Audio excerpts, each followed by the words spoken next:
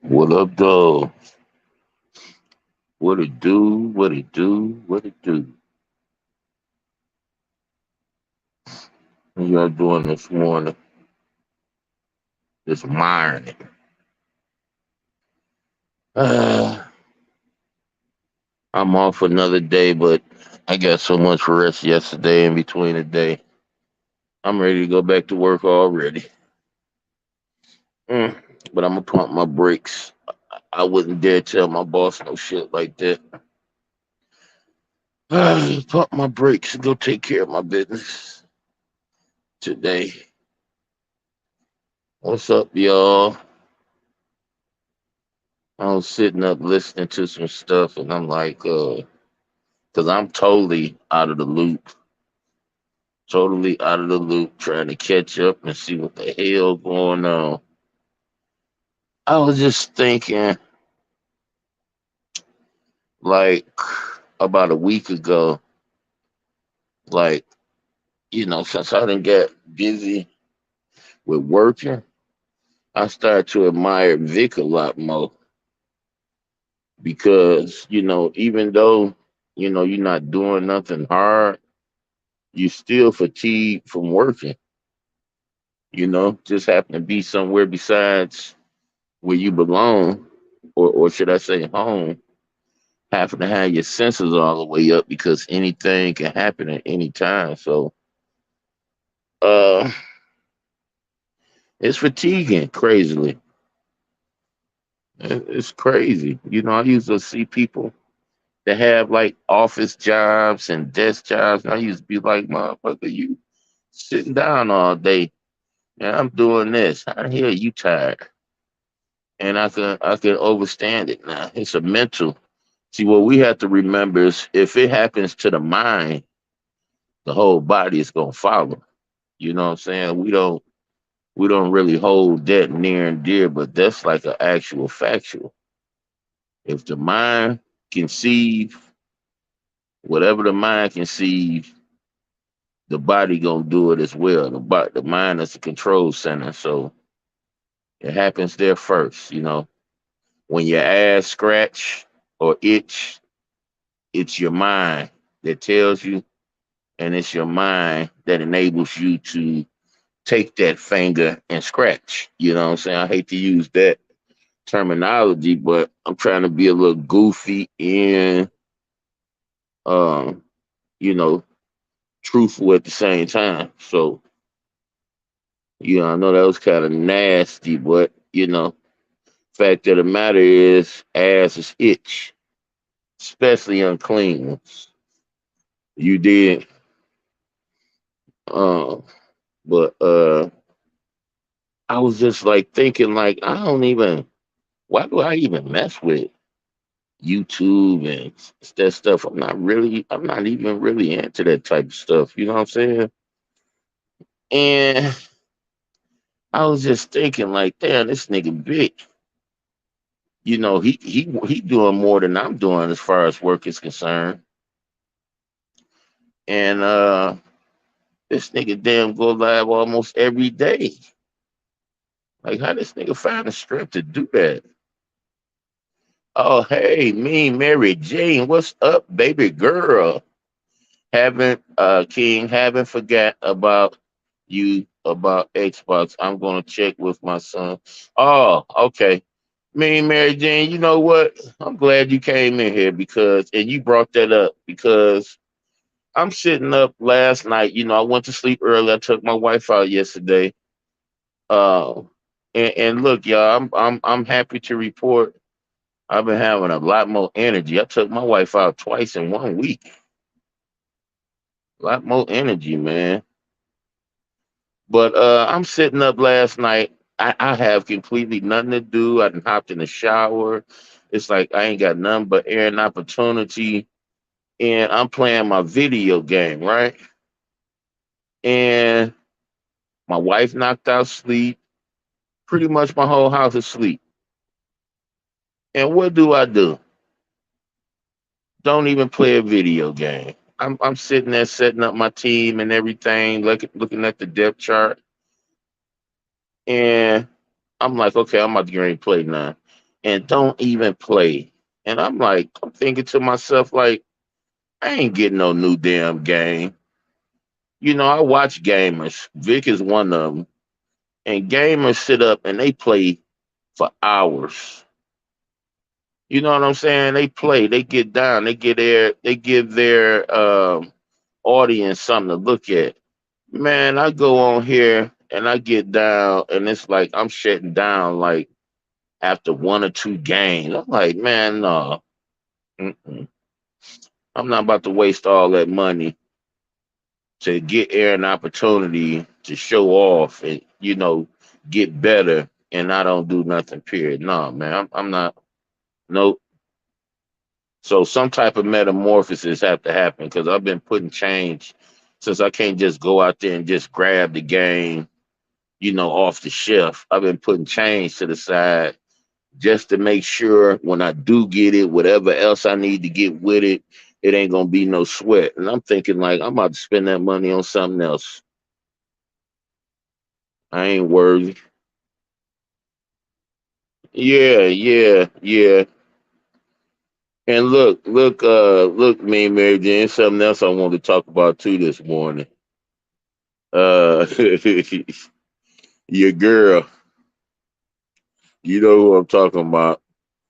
See, we don't even let me help people understand something.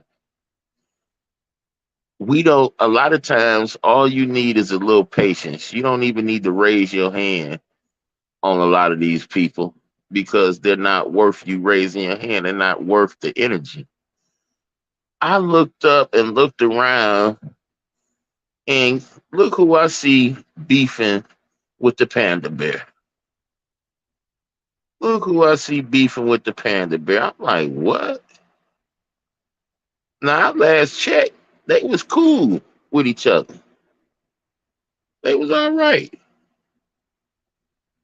Now, I turned on the thing yesterday and I'm hearing it go down. I'm like, what the hell? Not only I see my girl beefing with the panda bear, but beefing with her girl that she introduced a lot of people that ride with her, or should I say, enjoy her platform. She beefing with one of her people again, which was Tracy. I said, "Wow, where the hell I been? What the hell is going on?"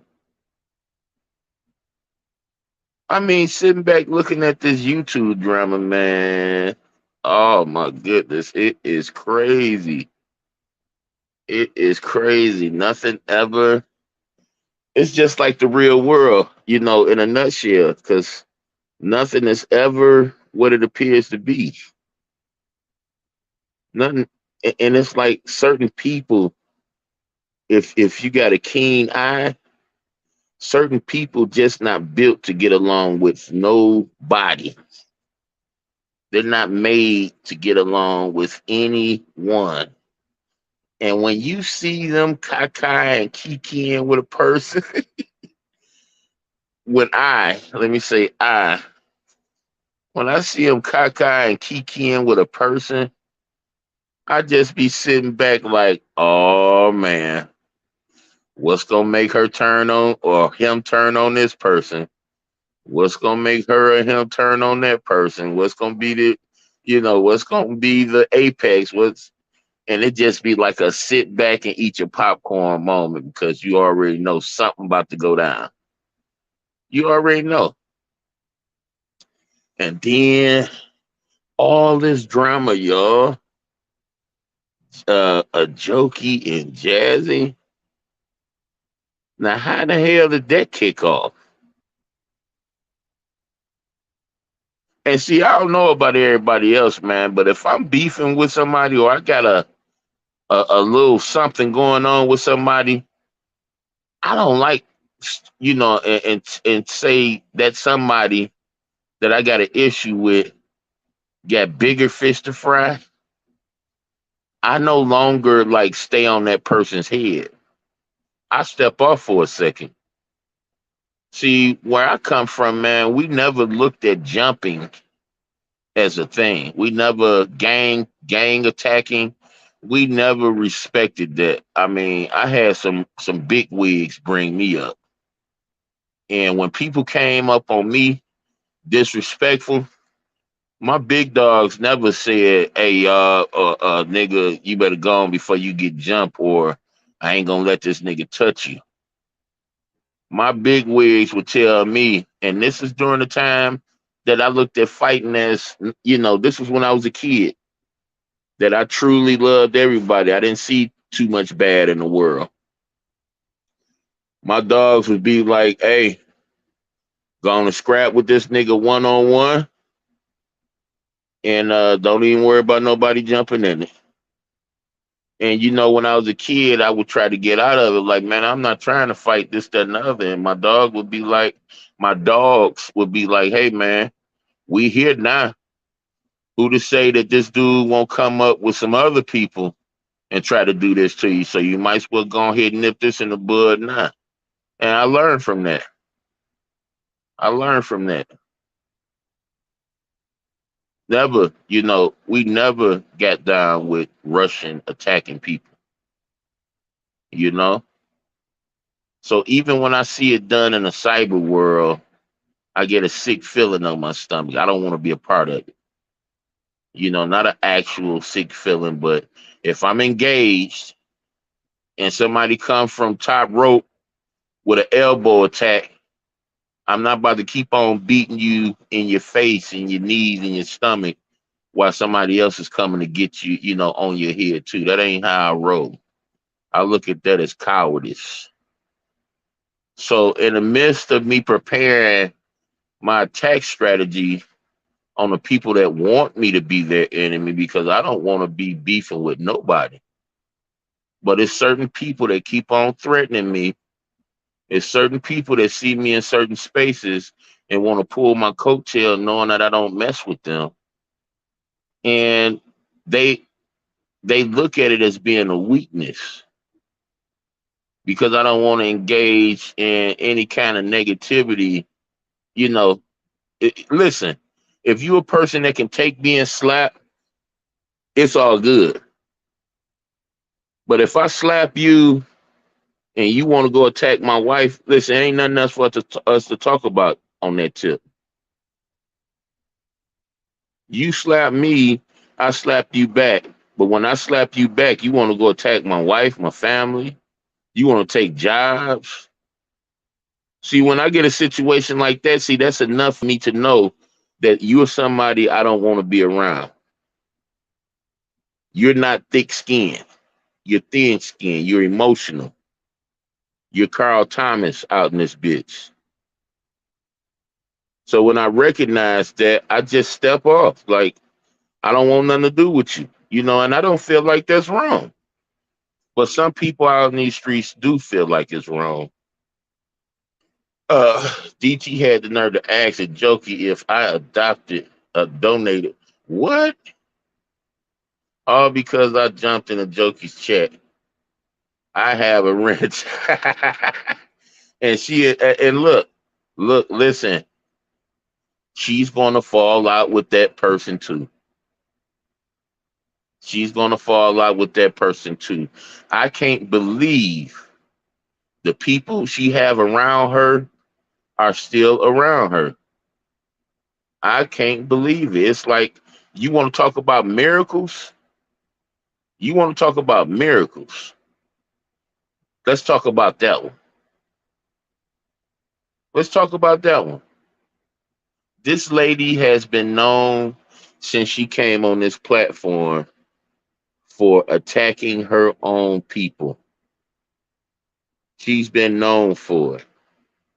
Diet, RE, when they heard that I was buddies, like when I was cool with her, man, people came out the woodwork and said, "Nigga, you better get the fuck on." What? You don't trust her? Don't be shoulder to shoulders with her. She ain't shit. And I'm like, look, I give everybody. She may did something to you. She may did. I give everybody the benefit of the doubt. You do your thing, how you do your thing. I do mine. Listen, it ain't gonna change the relationship between you and I. That's all you need to know. And sure enough, without being provoked, without being triggered, this person turned on me for no reason whatsoever. And it was a teaching moment to me because it was like a script. Because the person that was helping me at the time, I lost my job. The person that was helping me the most is a is a pillar in her chat. Is a pillar. And I'm like, well, why would she when Vic told me how everything went down, I couldn't figure out why she would turn on me. Like, why would she do that? This don't make sense. I don't understand. Now look, I got somebody that I don't even know. I give two shits about. They come to me, come to my channel while I'm doing my thing the way I do my thing, and say America would be you being focused on a topic. What topic?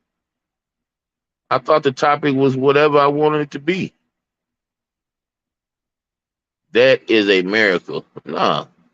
America would be somebody who don't feel me in my face to actually do the adult thing and get the fuck out my face. That would be a miracle, like for real people, not people that's set up behind keyboards and monitors and like to be disrespectful. Like, get the fuck out of here. You don't like the way I do things? Copy me. I don't go around people I don't like. And if I don't like their style, like these people got time to do all the stuff they claim they don't like doing. It's crazy. So, like I was saying, MMJ, what do you need, son?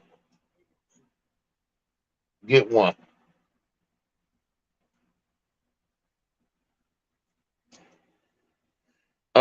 It's crazy. Now that is a lie, sir. Now see, this person want to be blocked. You know what? I'm gonna give it a second, MMJ. I'm gonna tolerate. I'm gonna tolerate. So listen, MMJ. Before I got told off point, I'm a rookie at this, so I don't really, know how to ignore, when it comes to this stuff. Uh,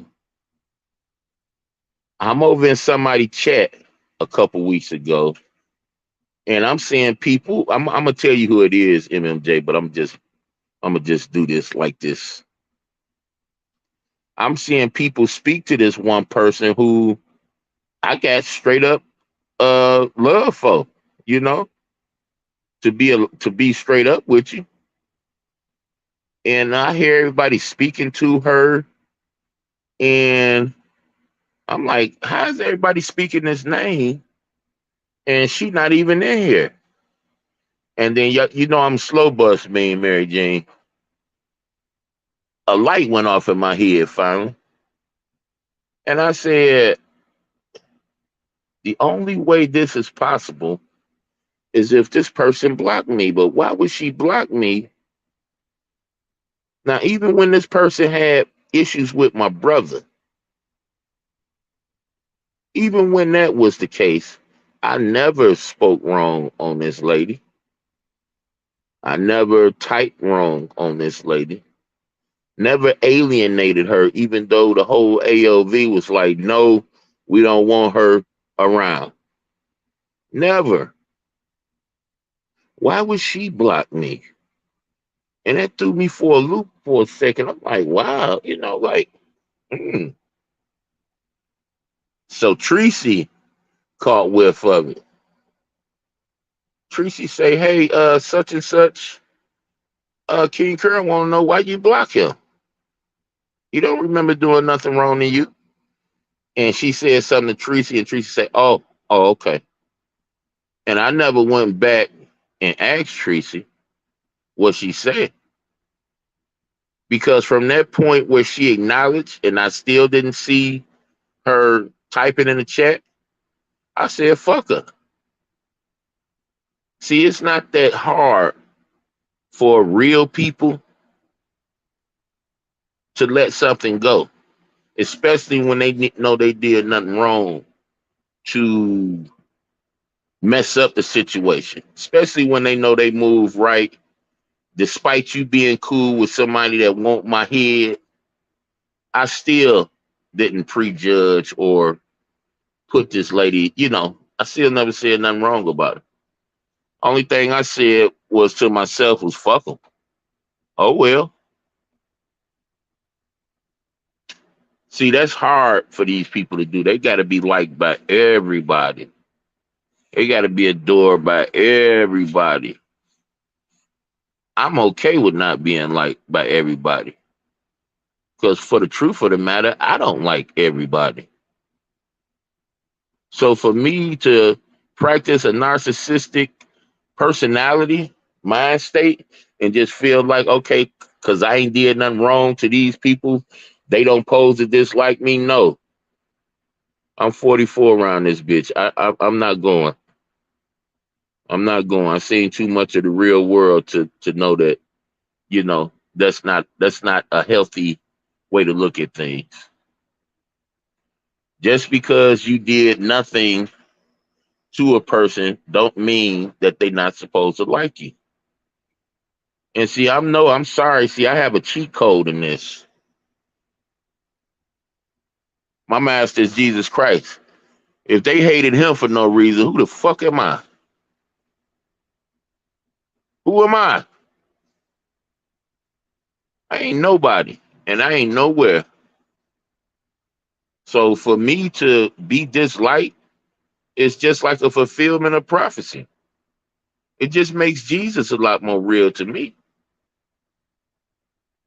Yeah, yeah, indeed, indeed, indeed. MJ, I just did a upload, or it was in somebody chat where I was saying like the truth will get your ass jumped out here. The truth will get you shot. After they shoot you, they come stab you. And after they come stab you, they come start kicking your damn head in. That's what the truth will get you out here.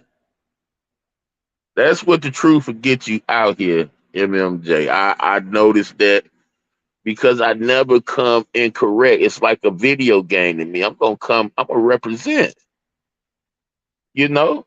I'm gonna represent. I'm gonna give you the real me. I don't give a damn if it is a social app. I'm gonna present myself like the real me. Like if you was to meet me in real life, you're not gonna say, "Oh, you're different than what you talk about on YouTube." You're not gonna say that. If you meet me on a video game and meet me in real life, you're not gonna say, "Oh, you're different to what you be like on a video game." No, no, no, no, no, no, no. I'm me. I'm me. I give you me. If I got issues with certain things, I let it be known so that I won't be accused of trying to make you read my mind to understand what I'm thinking. Like I said, I'm living in the real world. And in the real world, people do real things. It's improper for you to sit up and think somebody's supposed to read your brain and you got a whole mouth where you could communicate what's in your brain. But no, we supposed to be mind readers around here. We're supposed to be perfect. We're not supposed to have mistakes in our past. We're not supposed to make mistakes. Just perfect people. A perfect world. You know what I'm saying? Man built the world better than God because man's world is all so perfect, man. Oh, everybody's just perfect. And when I see that, I just laugh. It's just so funny to me, man. When you hear the people criticize, I'm gonna be honest with y'all. I'm not on the trash MU bandwagon for one reason, and that's because I never kick dogs when they down. Never. But I will be honest to say the whole situation is funny as hell. I know some people irritated by it, but y'all can't see the comedy behind that shit. The comedy aspect behind that shit. It's like people actually care what this woman doing in her real life. That shit is so funny to me. Well, she didn't feed the kids. Look how long she was gone offline. Listen, Ali already lined a whole sector up. Already. Ali played mind games. Y'all know what I'm talking about. I'm talking about Ali the sag, the snag. I don't mess with her neither. I don't.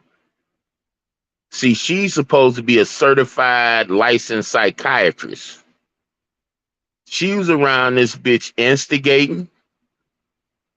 See, I'm gonna tell her like it is, cause niggas want a dick rider because she got a little clout up under her now. But nigga, once a snake, always a snake until you show me that you ain't no snake. Oh, she got caught, and my brother was one of the first people that I know before some other people busted her. What up, Dokon? Before some other people busted her, and I seen her for what she really was because I was actually a fan. I loved when Ali, and I'm being honest with y'all, I loved when she got drunk and was snapping on niggas. She was so funny to me. But when I seen that it wasn't organic, when I seen that she was actually lining people up, when I seen that for myself, when my brother brought it up, and she was over there sleeping with the enemy, and she just recently, oh no, she's still sleeping with the enemy. And when I say the enemy, I mean ZX. So you're that religiously caring about the welfare of junkies and people being disrespectful and playing with sobriety, right? Right? But you're rubbing elbows and shoulders with one of the scummiest, slimiest piece of shits I ever seen on a social app. Get the fuck out my face. See, this is what I'm talking about. These people hear Ali being all religious and talking, like she care, and they just fall for it. And all y'all know that she's a psychiatrist. She know how to play games with people's fucking brains, and she done already showed us this. But I let the dummies be dummies. Oh well. Oh well. La la la la la. On with the rest of my day. These people are all fake. That's why they can be one day and become YouTube friends the next. Absolutely, calm. Absolutely. And it feels so good to still have people around that understand everything I'm talking about right now. It feels so good because I'm sitting here and I'm listening to this person. And don't get me wrong, she's a psychiatrist. She's learned how to tap certain buttons in the human brain. I heard her go all off like, you playing with sobriety. I'm not no, I don't want to be a part of this. I'm like, damn, Ali. And then I had to do a replay in my head, like, hold up, this the same woman that was talking this shit before. She was talking it before and went right back. I mean, and then when the dust cleared, we find out this woman is the most creepiest, sneakiest thing out here. But oh well. It's so funny, dog. It is so funny. Let me read this, Scotty Red. How you doing, Scotty Red 28? Let me see what you coming with. Girl, I have a question. Is that my money? No, no. I said, why do you keep challenging Slapper one day but retract on all you say? You were gonna do days later, like you scared or something. Just being honest. Oh, I should have known. Slapper. Well, listen, I've never retracted nothing I said about Slapper. What I told Slapper is that I was when I found out when I realized that he was going to come disrespectfully that I chose to use him. And I did that. But upon using him, see when you like 5, 6 steps ahead of people, when you so used to disrespectful people that you know how they're gonna come, you got two options. You got to get away from them or take advantage of them without them even knowing it. And I admitted to the brother that when I seen that he was bullheaded and that he disliked me, I decided to try to wield him. And I did for a time. But he's not worth my effort when it comes to that. Uh I lastly told Slapper before he put my name in his mouth religiously or relentlessly, I told the brother I love him, but I don't want shit to do with him. That's it. That's all. I don't know what type of question this is, but if you like looked at any of my videos or even cared about what I say or really feel, like you would know everything already. You wouldn't even have to answer this question. Listen, I don't give a fuck how fucked up Slapper is in the mind. I don't want no harm done to him. I don't want to do harm to him unless I have to. I just picked with him a couple days ago. Uh, Trying to get him to get his girl on the microphone with me so I can ask her, what's up with this? Y'all share people, y'all share women, and stuff like that. But I didn't even go through with it. I just messed with him a little bit, and he was actually, for the most part, he was different than he usually is. He was actually inviting. So it kind of took some of the steam because he had been doing some stuff recently, and he always keep my name out in his mouth, always, because he probably never felt real love in his life, but he felt it radiating from me. And when I told him to kick rocks, I don't want nothing to do with him. I've been a attack dummy since then. I've been somebody he can beat up on verbally since then.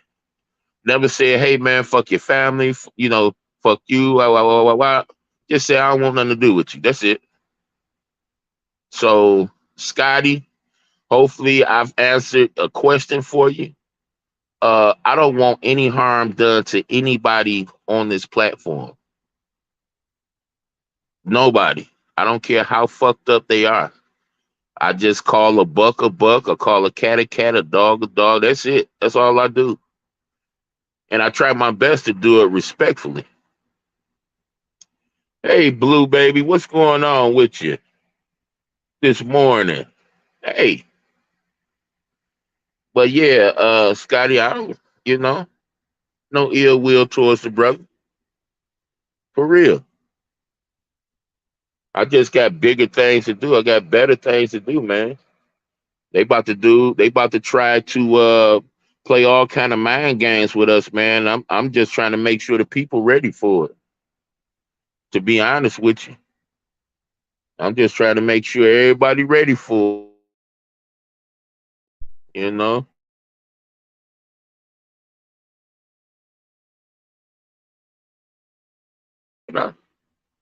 I ain't even ready. I'm Scotty. Just asking an honest question. Oh, okay, I understand. Sometimes people answer questions, change or updates. Okay, it's all good, Scotty. If you are Slapper, you doing a pretty good job of making me think you're not. So it's like this: if people got time to do stuff like this and play those, I'm not hating on you. I just don't have time to do it. I just got way better things to do with my, with my time, man. I'm not hating.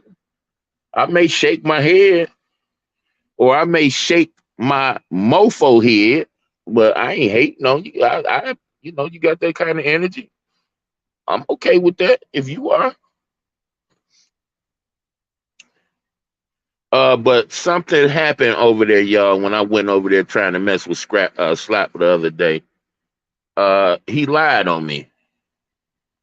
He told his guests that I'm usually disrespectful to him, this, that, and the other. And the fact of the matter, I never disrespected that motherfucker a day in my life. Never. I let him disrespect me 7 times before I came at him even once. Now I know he have people around him that lie for him, that cape for him. But see, over on my side of the fence, we don't do that. If my people know, or one of the people in my surroundings hear me say something out my mouth that ain't true, they're gonna hit me. They're gonna let me know, like, hey, you got that time mixed up, even as petty as a time. Because that's how we do. We're metal sharpening metal around this piece. We're trying to make each other better. We're not trying to keep each other stagnant around this piece. See, when metal sharpens metal, you don't have to worry about anything dull going down. We're trying to make each other better around here, not worse.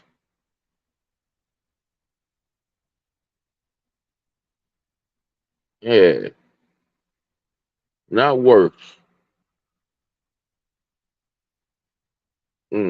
Understood. Understood. But yeah, me and Mary Jean, let me get back on topic. Like that person said earlier, I never stay on topic. I don't. I'm a weed head. God damn it. So I do better on here than I do in real life sometimes. I literally have to say, hey, what was I saying? Help me remember, But I turn on this boy, and everybody that I have issues with is people with a lot more clout than me that has issues with the people too.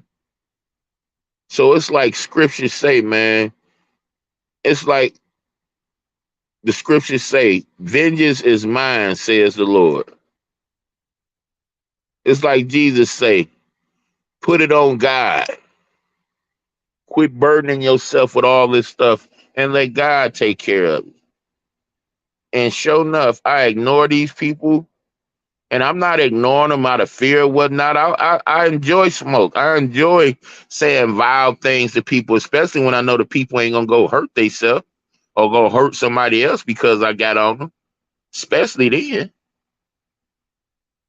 But I understand that everybody's not built like me, so I just try to stay away from that anyway. Hey, Miss Hicks, how you doing, sweetheart, this morning?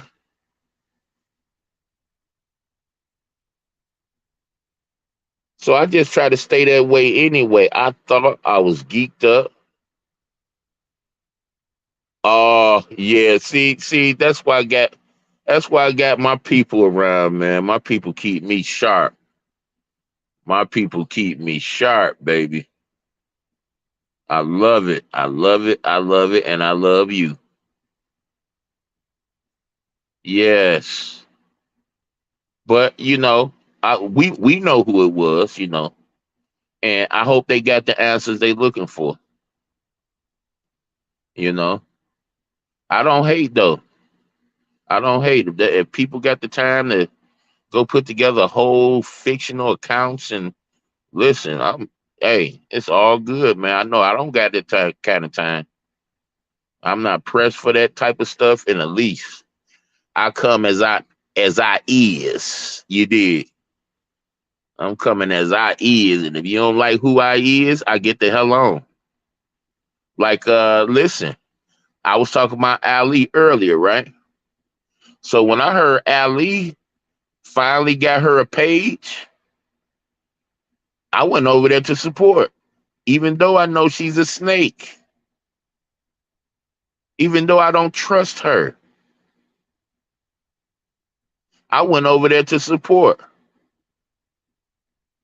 And I said, hey, something in her chat.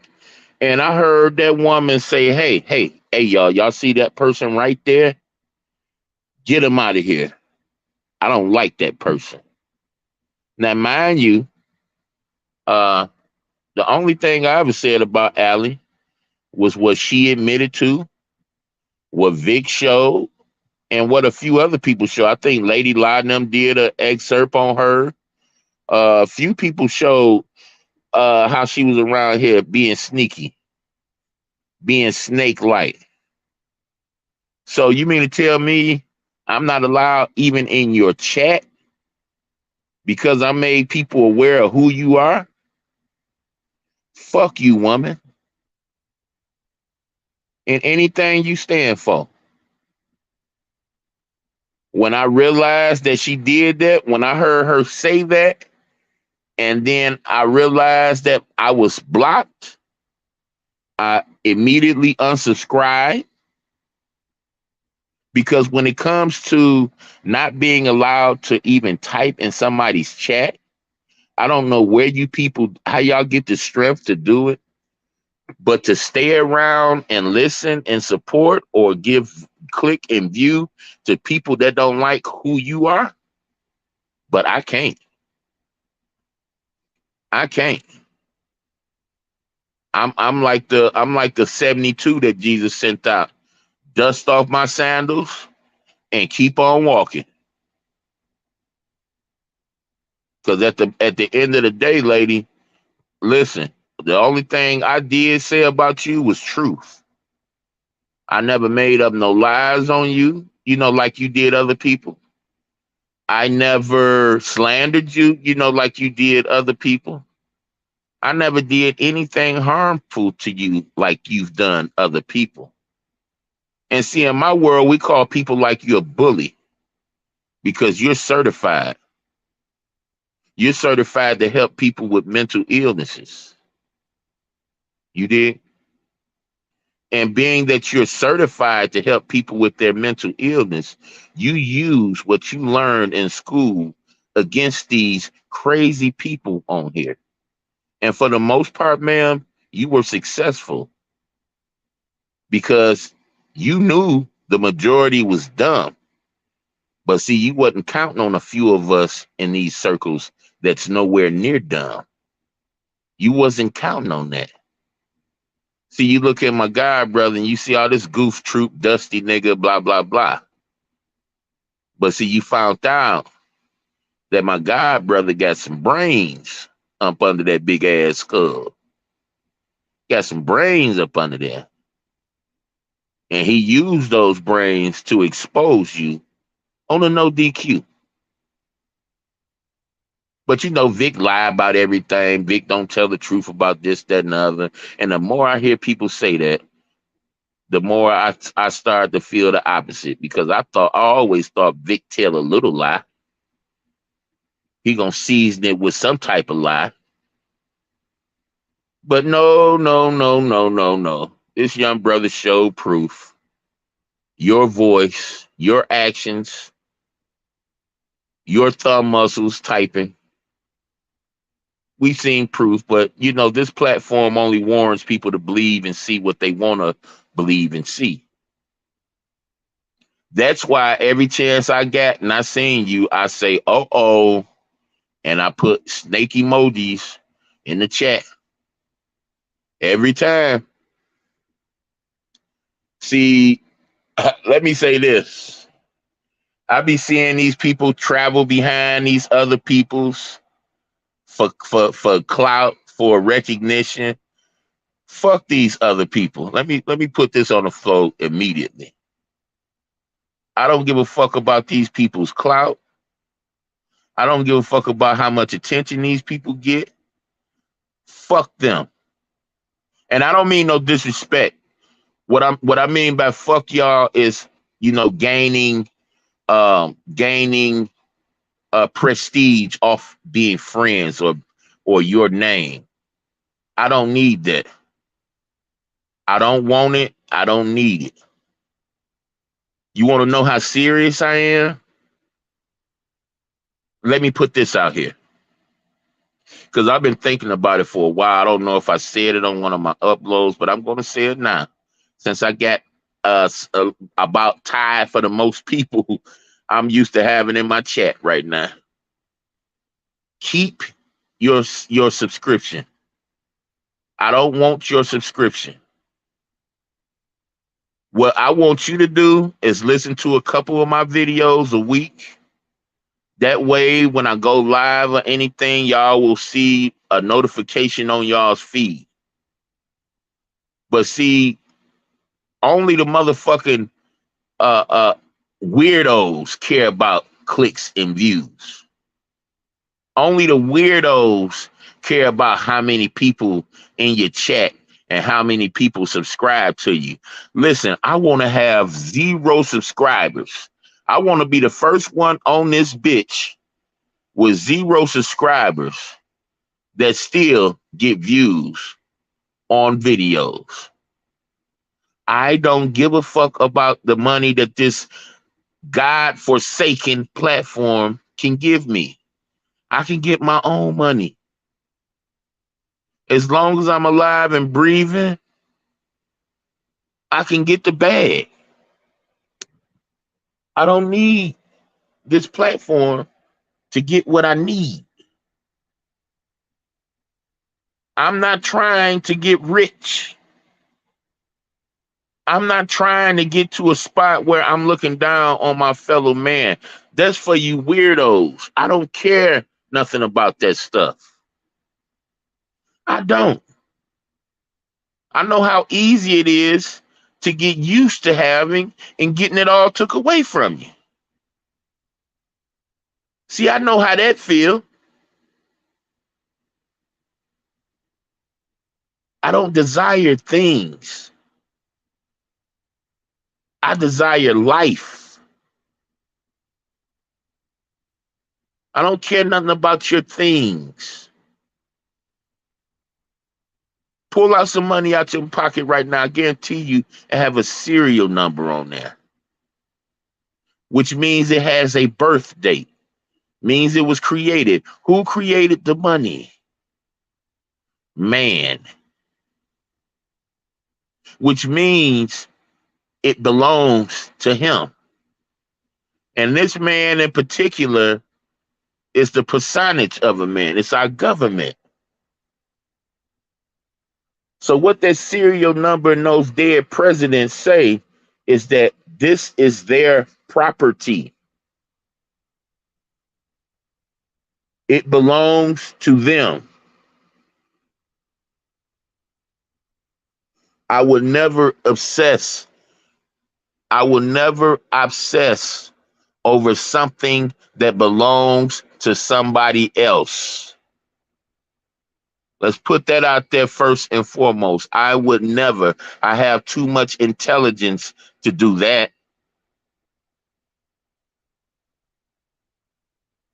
So I let these weird, goofy motherfuckers do that. And I just sit back and laugh at them. Well, you can get the game if you want. I ain't about to play. Oh, no. Wait, because I might wake up after this, after I do my live. My baby be hogging my game from me, y'all. He be hogging it. I can't wait till he go back to school. I be wanting to play. And like, by the time I get finished saying, baby, I want my game, you can get it back later. Before he even make it to me with it, I'll be like, I'll just get it a little later. I don't feel like playing no more. That's why I was trying to get me another game so I won't have to bother him because my boot, I call him Boot because his head remind me of a Buddha statue. So me and my wife been calling him Buddha Bear since he could remember. And a funny thing about Buddha Bear was almost 2 years old when we found out he couldn't even hear. We found out my baby couldn't hear. About 2 years old. And mind you, he was answering questions. He was hearing us, responding to us when we call him, and all that stuff. But we found out they do the fireworks here at the end of June in Detroit, and they was doing the fireworks, and my baby was trembling, because we close to downtown where they do the fireworks at. And he was trembling and scared, and I was like, if I hold him and grab him, he'll be all right. So I grabbed my baby and hold him, and he was so scared, it was making me scared. And I just honest with you, I didn't know what was going on. I started crying right along with him, trying to figure out what the hell going on. And not only was it the trembling, it was the way his eyes was doing. It was like he was trying to figure out like what the hell. So me and my wife sitting on it, she looking at me like, "What the hell are you crying for?" And I'm like, "Shit, something going wrong with your baby, and you can't help him, and you the man." Like shit, what out? I'm feeling helpless. So I just prayed to Jehovah right then and there.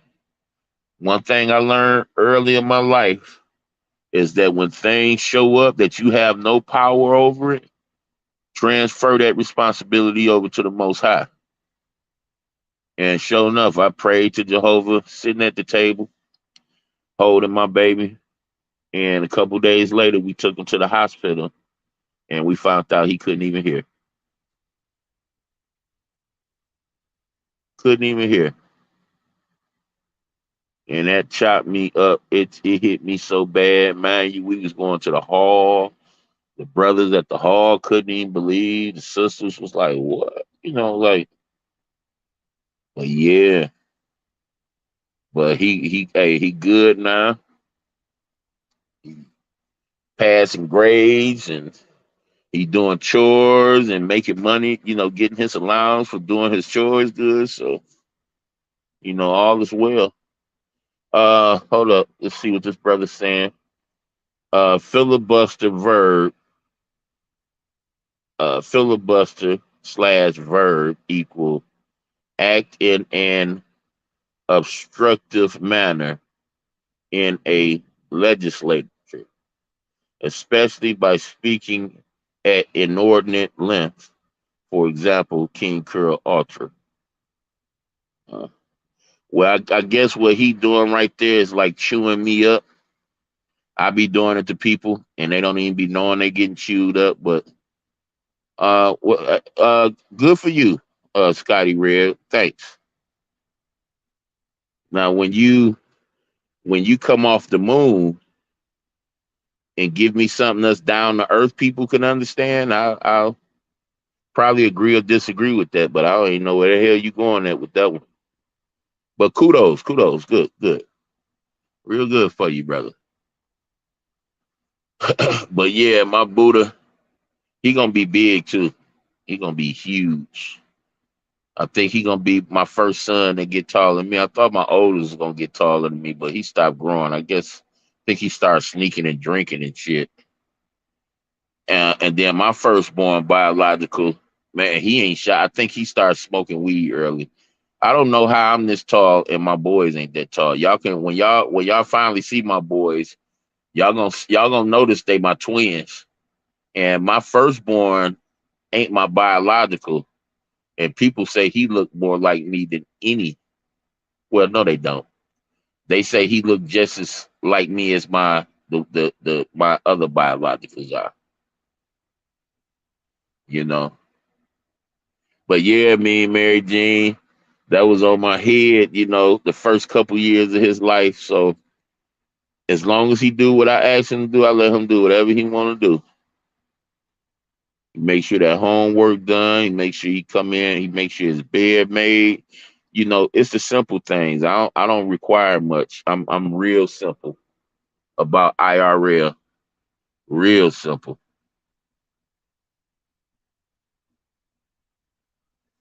But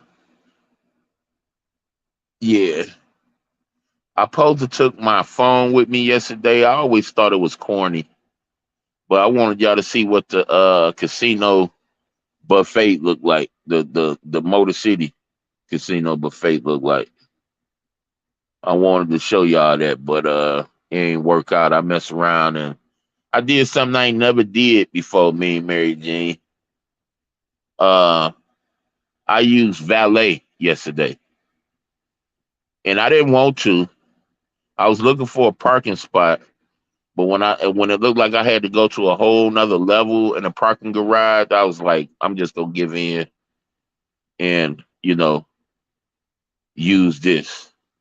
I asked the dude, I said, how much do it cost? He said, we just work off donations. And I said, wow, all this time I never tried to use valet and valet just work off donations. I said, wow. I tightened him up though. I tightened him up, because I appreciated it. It saved me so much time. It was convenient, you know. I see why people use it. And then to come out of a place, y'all, and not have to work, think about hit your key to find your car because there's so many that look like your car and you can't remember exactly where you parked it. Oh yeah, most definitely. But twice in 1 week, y'all. Y'all about to see this big man slam down relentlessly, relentlessly. And the truth of the matter is, y'all, I really just gained all this weight because I always been big as hell. But when I hurt my back, oh my goodness. When I hurt my back, I played football for Christ's sake. I was in prison, slamming, getting slammed damn near every day. I was 17 years old when I went to prison. So, we testing each other's strength like every chance we get. And I hurt my back doing some of the most simplest shit that I've ever done. And I've been like at war with myself since then, like mad as hell at myself ever since then. And I didn't really recognize that it was happening, you know, until I passed a walk-in mirror, a whole body mirror. I passed that mirror. I said, "Oh shit!" I looked at my wife, mad and the motherfucker, like, "How you let me get this big?" She, what? I said, "How in the fuck you let me get this big? You ain't give me no warnings. You ain't." And she like, like looking at me like, "What, nigga?" Hell, I had to blame it on somebody. I had to blame it on somebody because I always been conscious, but I always been conscious because I was always free. I was mostly free. Majority of my life, I've been a free man. I've been a fornicator, an adulterer. I had to make sure my parents were straight. But happily married, it's like you take some of the attention. It takes some of the attention off that. Now, my wife, she ain't slipped none. My wife makes sure she in the mirror for a whole hour before she got to go to work. All that good stuff. But Curl, oh man, Curl like straight up scum. Like my wife and me is like night and day. She just not putting me up on the facial scrubs and making sure that dandruff because I never used to having dandruff. So when she used to say you got dandruff, I used to be like, I'd be thinking like, yeah, you must be thinking something else because I ain't never had no dandruff. Then I start feeling in my head and feeling like, because I brush my hair with a hard brush, feeling like little lumps and stuff like that. And I go to scratch the lump, and the lump is. I asked my wife, like, what is? She said, that's the dandruff I told you get. Like, what? Oh, hell no. Back up. What up? What up, back up? When I hurt my back, I gained 30. Uh-huh. Had to have back. Oh man, sorry to hear that. I hate hearing people after feeling what I felt on my back for that little stuff. I hate to hear somebody talk about back surgery, man. My prayers are always with you, man. I used to hear people complain about that back, and I never, I can imagine like hip, back. I can imagine, but when this what I did to my back, like I couldn't even stand straight up. I couldn't even stand straight up. And then, oh man, let me. I know some people that mess with me already know, but as soon as I hurt my back, I employed my boy Larry. Larry is 67-year-old man, my dog. I employed him like to go to work with me. This is when I was still delivering pieces. And Larry come to work with me. Soon as we get a good grind going there, probably about a good, I want to say like a month afterwards, I hurt my back. I get pulled over by the police. Out here riding around with a 12, with a 19, nope, 12-year warrant. The case was 19 years old, but it was 12 years to that day where the police finally caught up with a probation violation. All that time, all that time. So when they caught up with me, right, let me tell y'all how it went, since I feel like kicking it a little bit. Officer asked me my name. I was free to go. Asked me my name and my birthday, because I don't have no ID on me conveniently, right? What happened when you're on the run? See, I ain't on the run now, so I carry like several pieces of something with my name on it now. But when I was on the run, oh hell no. Nah. I gotta make them police earn their money. So the dude asked me my birthday, and now I'm in the habit during this 12-year run, I don't lie no more, y'all. I stopped lying. So the police asked me my birthday. I told him my birthday, and it wasn't my real actual birthday. So he checking my car out and hopped out. I do the procedure, take the keys out the ignition, put my hands out the window. Listen, I had these boys ready to go. Right? They was gone. You did, but that some bitch came back and say, "You say your birthday was what?" And I had lied about my birthday. So I told him my birthday again. That little motherfucker stopped and said, "Hold up, man.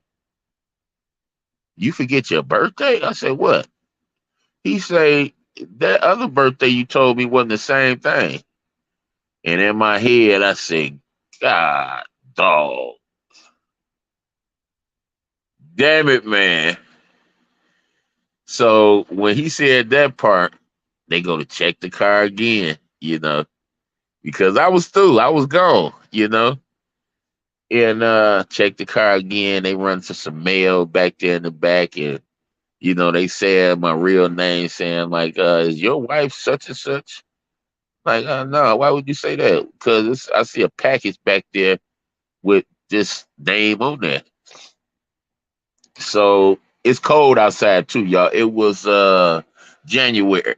It was January, mid-January. This happened, so it was nice and cold outside, and I'm sitting there and I'm letting them uh, you know, do their job, and they got the person with the fingerprint thing on the way down there so they can fingerprint me. And I'm thinking like it's cold, it's this, it's that. Let me get it. Let me go ahead and tell these people what the hell going on so I can get up out of here.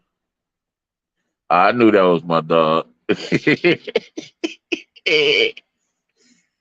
knew that was my dog.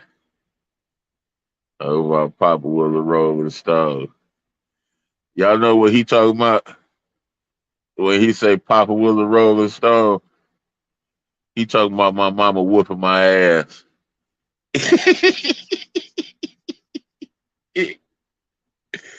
He talking about my mama whooping my ass with a plastic bat.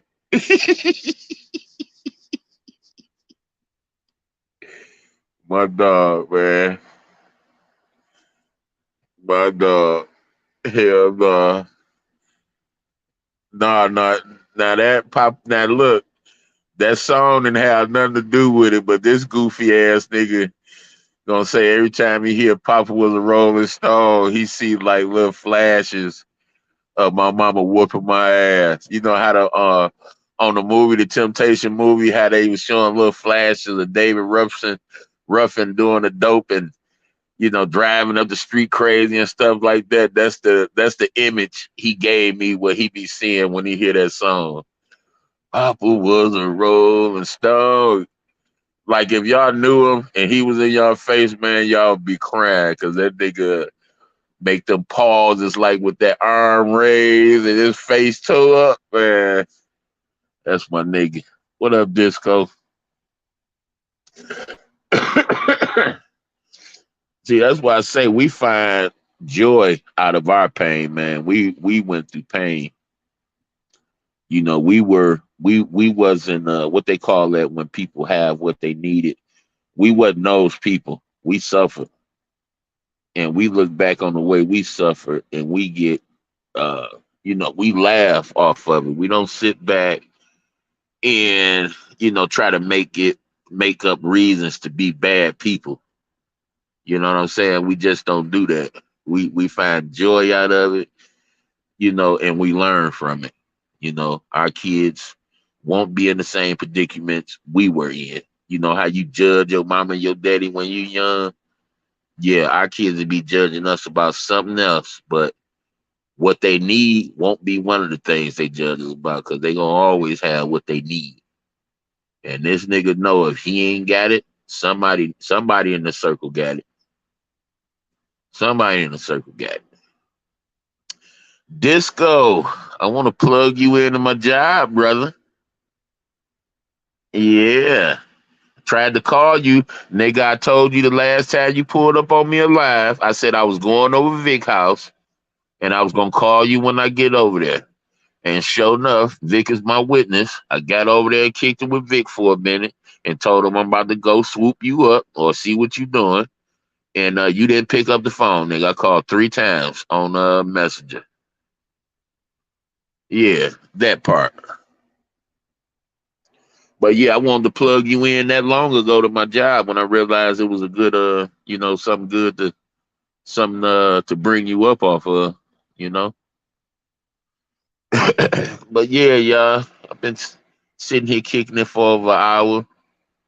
I didn't plan on kicking it for this long. I just wanted to do a little, maybe somebody will wire me up on how all these beefs started, you know.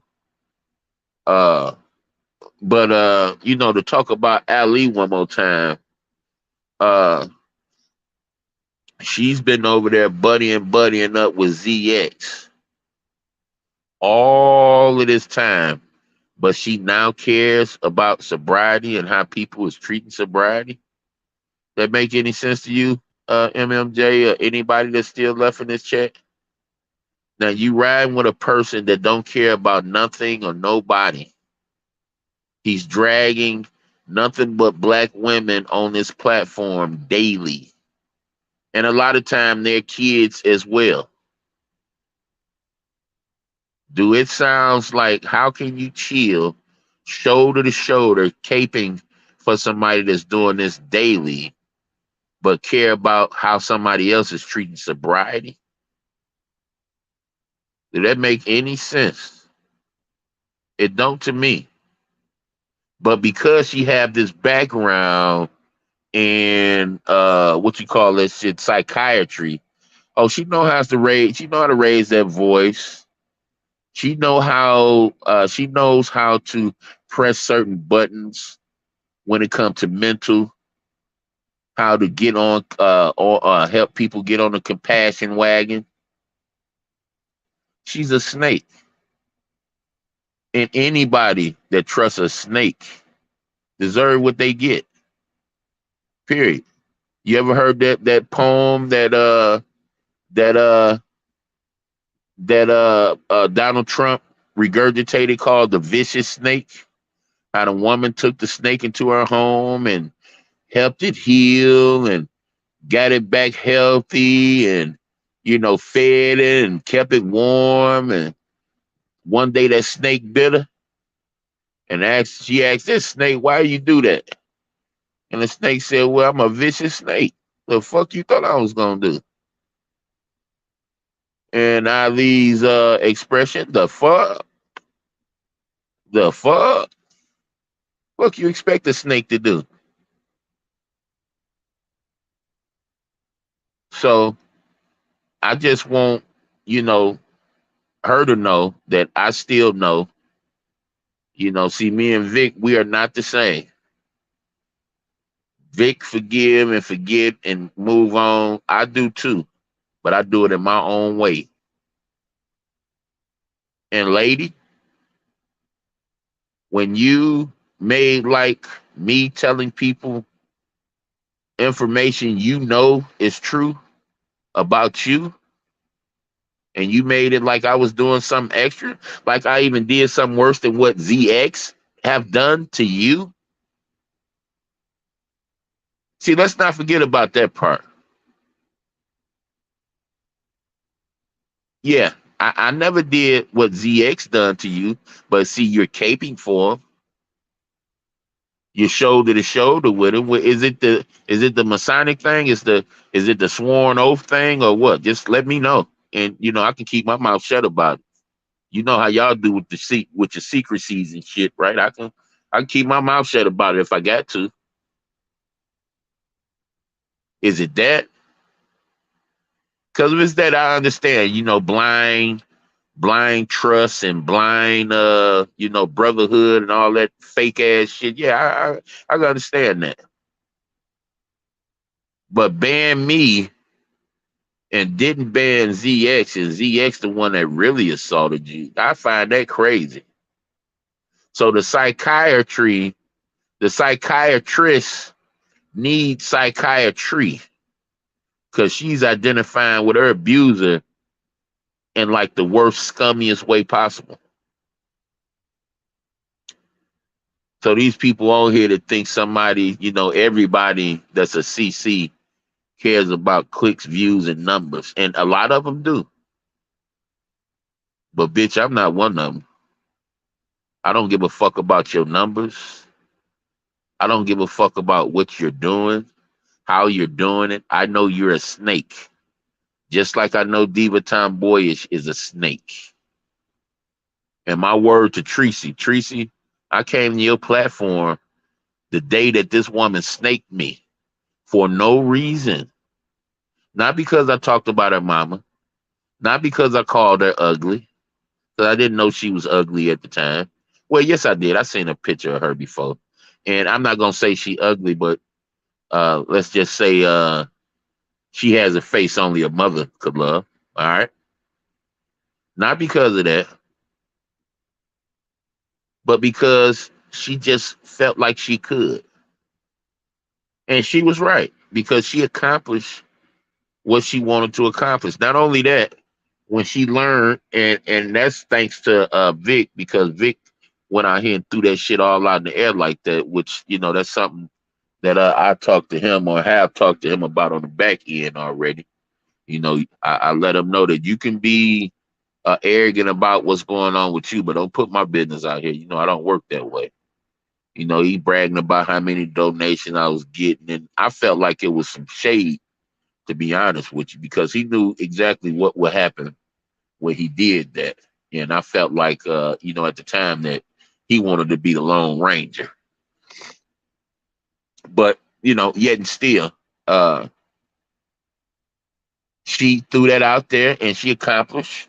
Not only did she get the donator that was, she already had her, but not only did she stop my donations, but she basically had sole possession of this lady because that lady's been over there since then, caping for this woman like this woman ain't doing no wrong to nobody.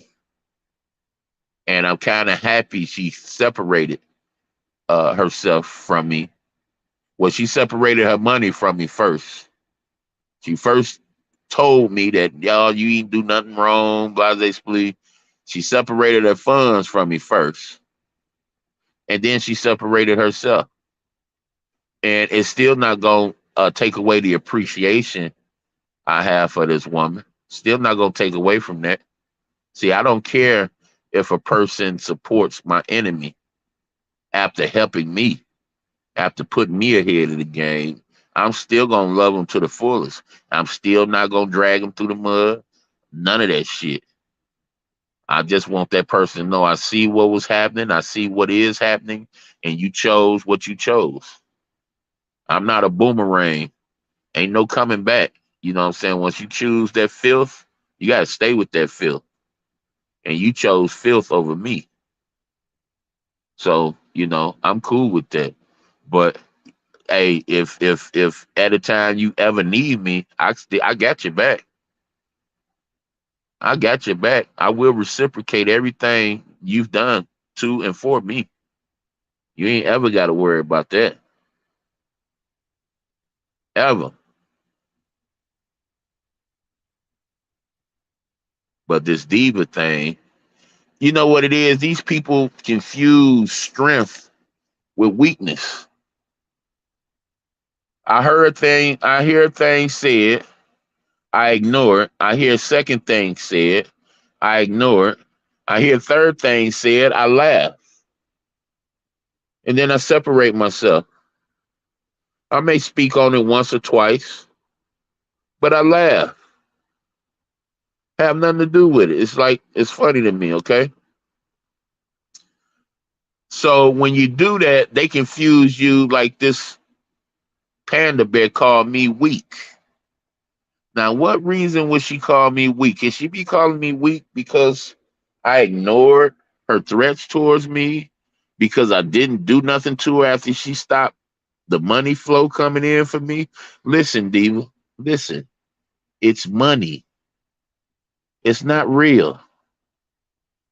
It's not real. See, if it was real, I couldn't put a lighter up to it and destroy it entirely. See, let me put a lighter up to your finger and let's see if you just catch on fire. You may be a fake motherfucker, but you're real. You're a real human being. See, if I put a lighter up to your finger in the same fashion, I put it up to a dollar bill, you're going to say, ouch. The dollar bill is just going to burn.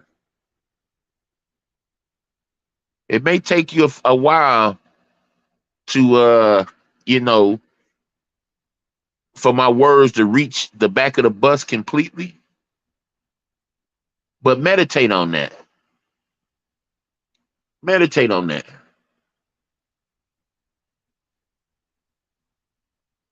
Yeah, me either, MMJ. Me either. And I mean, came right on time. And this woman, like, sent the goons out to just usurp me. And it was crazy because the money was taken away from me in the same way it was given to me. See, I came to the platform, waited good and well. I'm trolling my brother if it's a such thing of it. I'm waiting for this nigga because I had been telling him all week. No, let me say that. Had been telling him for 2 years. Man, quit telling everybody about your goddamn money. Quit broadcasting that shit, man. That's little kid shit. So I sit back and wait for him to talk about all this money.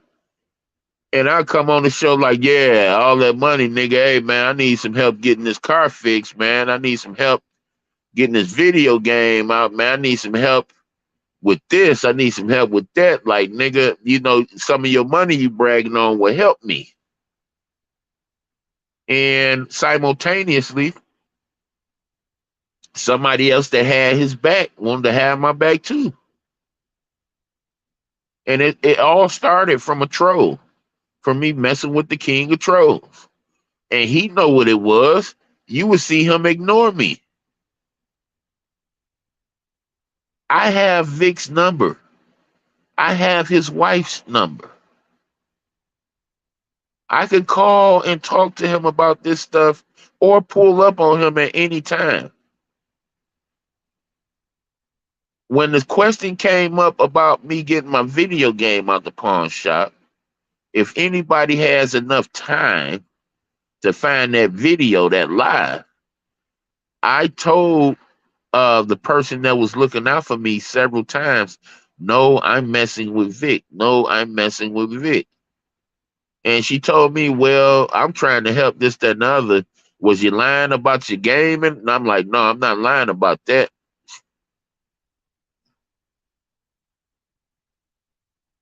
Well, I keep my money to myself. No,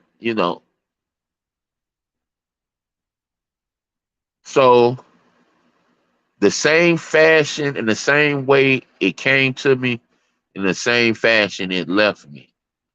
And I was only pissed off about it because there were people doing this that I had did no wrong to. That's the crazy part. I would at least expect it to happen for somebody I told the truth on. Me and Mary Jean, you know how the truth had these people. I'm thinking maybe it's somebody I told the truth on. Cause I ain't lying. I ain't gonna lie on nobody. I ain't gonna mess up my blessings to make nobody mad. I may put a mirror in front of a nigga, but I ain't about to mess up my blessings to make nobody upset. You did. So that's why, I love scripture, because scripture say don't put your trust in earthly man. And every time I've put my trust in earthly man, I've got a real hard slap in the face. Real hard slap in the face. So when this happened, when this came in this way, and there's a few people that don't like me on here based off the way I communicate. Probably a couple of people might not like me because I'm a fat man. I hear people talk about fat people on this platform like, whoa. Like if fat people had the LGBTQ, the same entity bagging them up, man, well, we'd be out cold out here, man. We have so many lawsuits and have so many niggas in prison.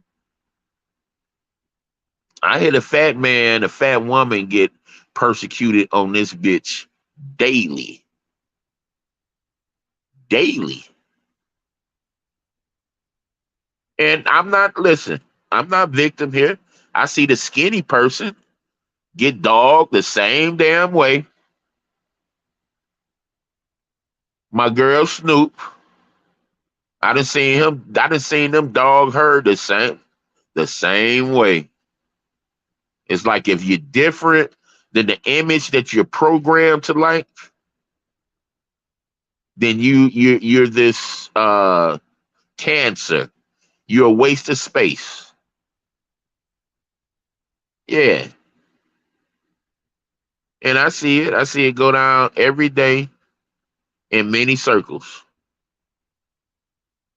Oh, such and such how your mama is, and you can't do it because you're fat. You fat motherfuckers. Yeah. But look, us fat motherfuckers that outlived a whole lot of little motherfuckers. Yeah. And see, I've been big my whole life. Nowhere near as big as I am now. And I know I talk about as big as I am now like it's really something. But see, I'm a big man that's used to doing cartwheels. I'm a big man that's used to running on the drop of a dime. So being that I can't do the things that I've been used to doing my whole life, yeah, I'm a credit to saying, as big as I am now, or reference to something like that. Yeah, I'm used to, I'm a stepper. You had to dig what I'm saying? I'm a stepper around here. And no, you ain't got to worry about me lying about it. You ain't got to worry about me lying about it. All you got to do is pull up on me in real life. When I tell you my joints and my knees is hurting and this, that, and the other, oh, you wouldn't believe it if you pulled up on me in real life.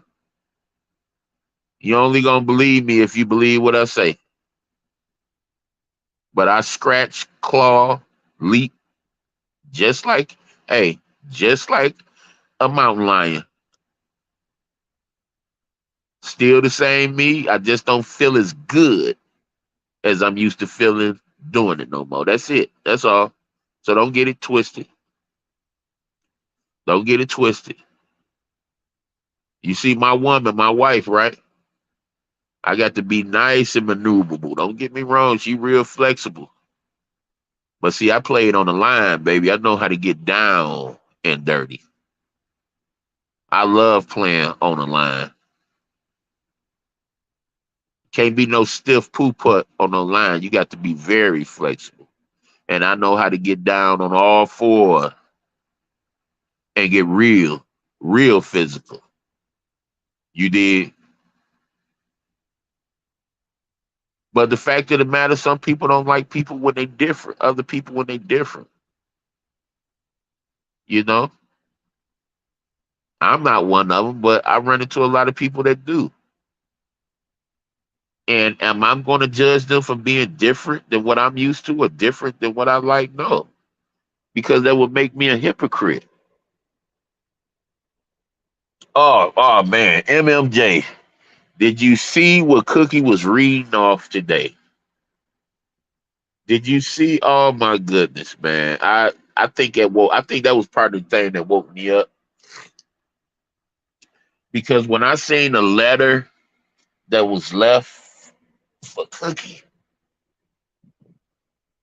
oh, get up out this bed and hit me something right quick. And the whole time. When I seen the letter, oh my goodness, you got to go look at Cookie last video. Cookie probably done struck up another one by now, but oh my God, MMJ. I bullcrap you not. Some of the most hilarious shit you will ever see is what was written. And I think the letter was on her community wall. Oh my goodness. She was giving Cookie. And Diva has a dark sense of humor, because she's, uh a little touched in the head, right? So she has a dark sense of humor, but I know this had to be the darkest sense of humor on a comedian tip that I've ever seen. She was telling Cookie, she was critiquing Cookie about tearing people down, and she can use these moments to build people. Oh my goodness. What my dog talking about? If you're not moving with the prince of the system, the prince and system of this world, you will be like special ed still. Absolutely. Absolutely. You'd be cast out, man. You'd be pointed at and ridiculed for sure. Just like Jesus was. Oh yeah. Yeah, Cookie done did a couple today too. I guess Cookie was like responding off of her. I guess that what it was. But every time I rolled over and turned off from Family Guy to YouTube, that's what I was seeing. Like Cookie's response, I guess. I didn't know what she was responding to, but on her last video, she had the message up there that was supposedly been on somebody's community wall, and it came out to be Diva critiquing Cookie. I think it was a joke though, but she know Cookie don't play like that. She know Cookie don't play like that. Everybody know Cookie don't play like that. The only reason Cookie get my full props It's because I seen Cookie get jumped several times in the little time I known her. The little time been like, I think I've been knowing of her for about 3 years now. I've seen her get set up and jumped, and she didn't run. She could have. That would have made most sense to me. But she sat there on the road and battled like 10 motherfuckers in one sitting. In one sitting. Anybody that do it like that got to get props from me. Got to. And yeah, I question a lot of things a lot of people say and do. So because I see a human being bring some fucked up shit out their mouth, I supposed to just turn my back on them because they're a human being? No, no. Mm-mm. In that case, all of us bold. If that's the case, because all of us get off into a zone, we get off and spit our little bars, goddamn me, and sometimes we get a little carried away. That's what being human does to you. It enables you to make mistakes. It enables you to make miscalculations. That's what imperfection is about. That's what it's about. So it's about time people get hip to the real reality. The real reality. I done finally let my waves go ahead and come back up in there, y'all. You dig? I got tired every time I set me up an appointment to get my hair cut. I kept on breaking the appointment, kept on breaking the appointment. So now I'm at the point where I can keep my appointments and I ain't got to worry about cutting my own waves out my hair like I usually do. You know what I'm saying? I pay somebody to do that now. And I always scoffed at the barber thing. But look, I scoffed at it when it was cheap. Now I'm paying. Now that you're paying extra. So that's why I say you never can. You can run, but you can't hide, baby. You can run, but you can't hide. But yeah, y'all, fun talking, spitting these bars. Oh, let me finish what I was saying. It's the hypocrisy for me, MMJ. Go when you go look, you ain't even got to look at much of it. When you go look at Cookie's last lie, the one she's reading the little paragraphs that this lady then wrote to her, you're gonna laugh. That's what made me think, overall that it was a joke. It was a dark joke. When you're not used to dealing with people in the real world, you're gonna get people not really understanding where you're coming from. Nah. Oh, she do the same stuff. Empress Janet. Okay, I'm gonna keep my eyes and ears uh on her. She do the same stuff, or she on Diva Head.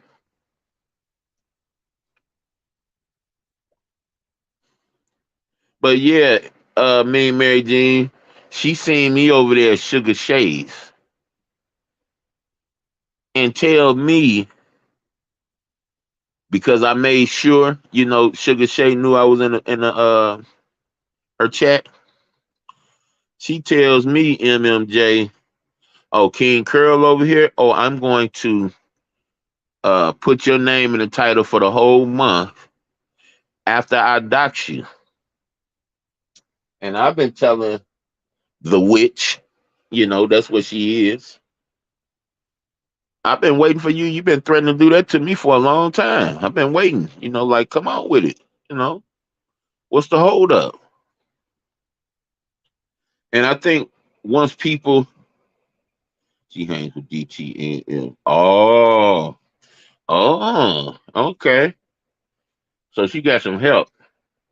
Now watch how that ends. Now if she's Diva 2.5, she's gonna get Diva before Diva get her. Hmm.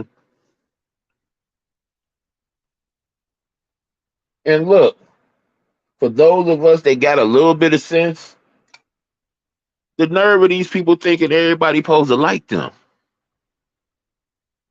I mean, what fucking nerve? Person don't like you, you accept it, you move on. Not unless you want to, excuse my language right now, y'all.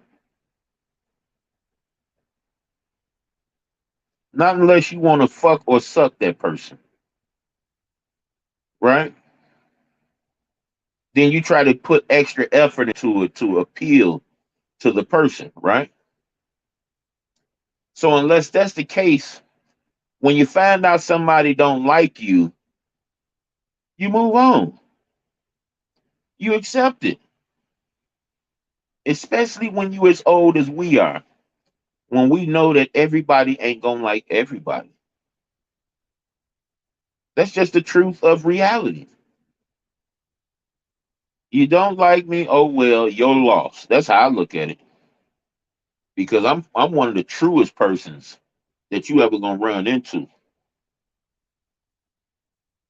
One of the truest. And I've been working kind of extra hard, y'all, because I have a problem paying for stream yards if I know I ain't gonna use the stream yards. I have a problem with that. I'm not even making 20 hours, 21 hours a month worth of work. So why would I pay for something just so I can use prettier pictures? You know, my wife, pretty pictures. I got my wife on my face every day. Just so I can use this and just so I can use that. Listen, I don't need all that shit. The only thing I need is this right here. I can throw my little banner down there. You know, I can do a little bit of this, a little bit of that. You know, Scotty, what Scotty talking about? Come on, hit me, Scotty. You new to YouTube today? Come on, man, sharpen me up. King, no offense, bro. You just said if you do not like someone, you move on. Is it possible you follow your words? Also, stay on topic. Oh, I absolutely follow my word. I move on. No, I didn't say.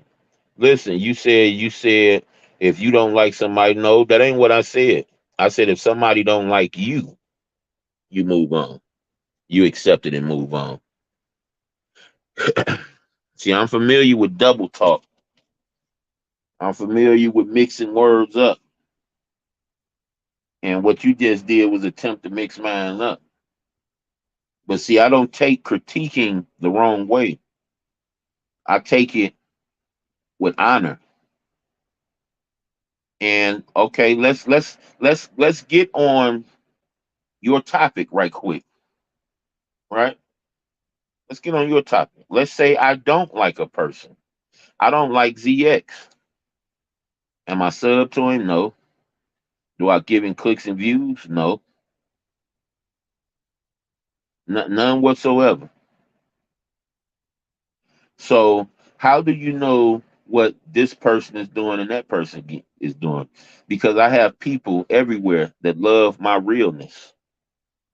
And if they feel like it's information or knowledge I need or want just for shits and giggles sometimes, they make sure I have my information. A lot of information I shun. When people heard that me and Slapper was into it with each other and they was encouraged to go back and see why we got into it with each other, they seen that it was his that he drew first blood. Not one time, several times before I even threw anything back at him. What up, though, buddy? Pull up Kane and pulled up in there. What up, brother? So when I finally see what Slapper did, I had an old man on here with me, my brother. His name was Mongoose. His real name is Vince. And Mongoose, I begged him to come online with me so he can help us understand ancient Kemet and witchcraft, some of the things that he partook in his younger years, and how he strived, or should I say, how he made it to the point of being a Christ lover. So he come on here and he kicked it with me, and Slapper just wasn't coming at me; he was coming at Vince as well. And when I seen one day he like totally disrespected Vince. Now let me help y'all understand who Vince is to me. Vince is somebody I had been working with his older brother for years. I met him. He started working at my job as a driver. After some months, uh, me and Vince heard each other talk, and our language was all about God. So when he heard something he didn't agree with, he would step to me. When I heard something he said that I didn't agree with, I would step to him. So we wind up clashing, but clashing like brothers supposed to clash, metal sharpening metal. And when I told him my plans about what I was doing, because I was able to show him scripturally where I was coming from.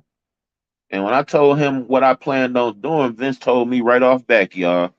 He said, listen, I'm gonna get this computer for you. And I was like, hold up, bro. Now this is a stranger.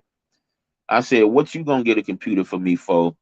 And I'm making money too. I said, you can go in, you can help me, donate, and we can do it that way, but I'm not gonna let you just pay for my stuff and I'm working right here with you. And he say, no, no, this is something I'm gonna do, blase split, right? So fast forward to like a week or two later after he tell me this, he's giving me a whole laptop still in the packaging. He giving me the warranty. He's giving me the receipt just in case I gotta take it back. He's giving me everything I need to get on here and put out the awareness. Because we trying to introduce people to who Christ really is, not about this persona that these churches and stuff give about him, but who Christ really is. So he basically put me on, y'all. So let me tell y'all how it went, but let me do it drama style. So we on here talking our stuff. I see Slapper coming from a mile away because every time he come, he's being very especially when he don't agree with something you say. He's being very disrespectful. No matter what element, no matter who platform we on, he's coming in this fashion, right? So see him coming from a mile away. Me and Vince, we stepping out his way. We sidestepping him because we know what type of mission we on. So we get to a point where Vince get tired of sidestepping this dude and actually spoke up. Mind you, we're sidestepping this dude not on his show, but on my show. So he slapped Vince. Vince slapped him back. He come back and Vince start throwing bolos at him, crushing bolos. Vince is covering his face saying, okay, not enough. That's enough. That's enough. I don't want no more. I'm finished. So when Vince say this, he basically still coming, throwing bolos. I call that cowardice. I call it bullying, and I call it cowardice. So I waited till he got his show going, or either it was either him or Christ Council, and I told him that how I didn't like him disrespecting that old man like that. And y'all can go back and look at the videos. He fucked that old nigga. He can't tell nobody how to do this, and I'm trying to make the point about respect and morality, but how can you make that point with a person that don't believe in God, that only see things their way?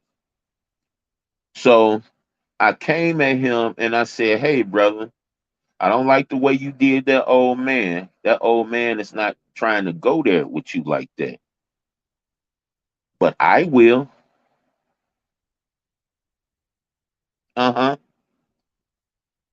I said, I don't have no problem with you being totally disrespectful to me like that, because when I get tired of it, I don't have no problem with coming back at you. But that old man, he's not here for that. But what's up?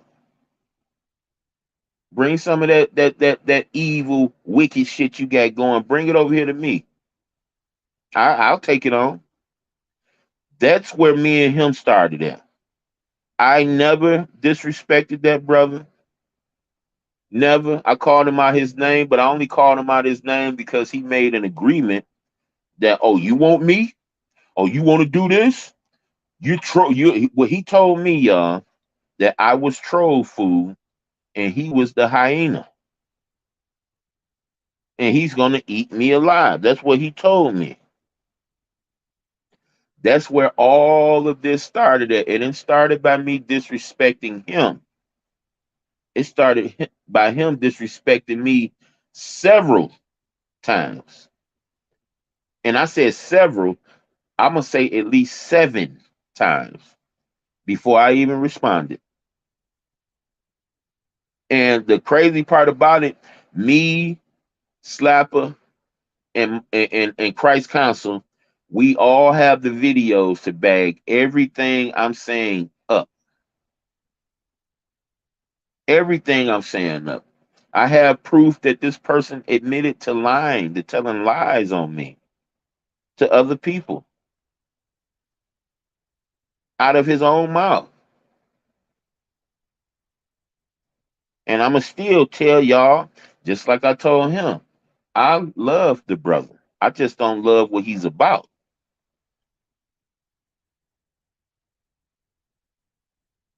He has beautiful potential, but he needs to do a little bit more growing first.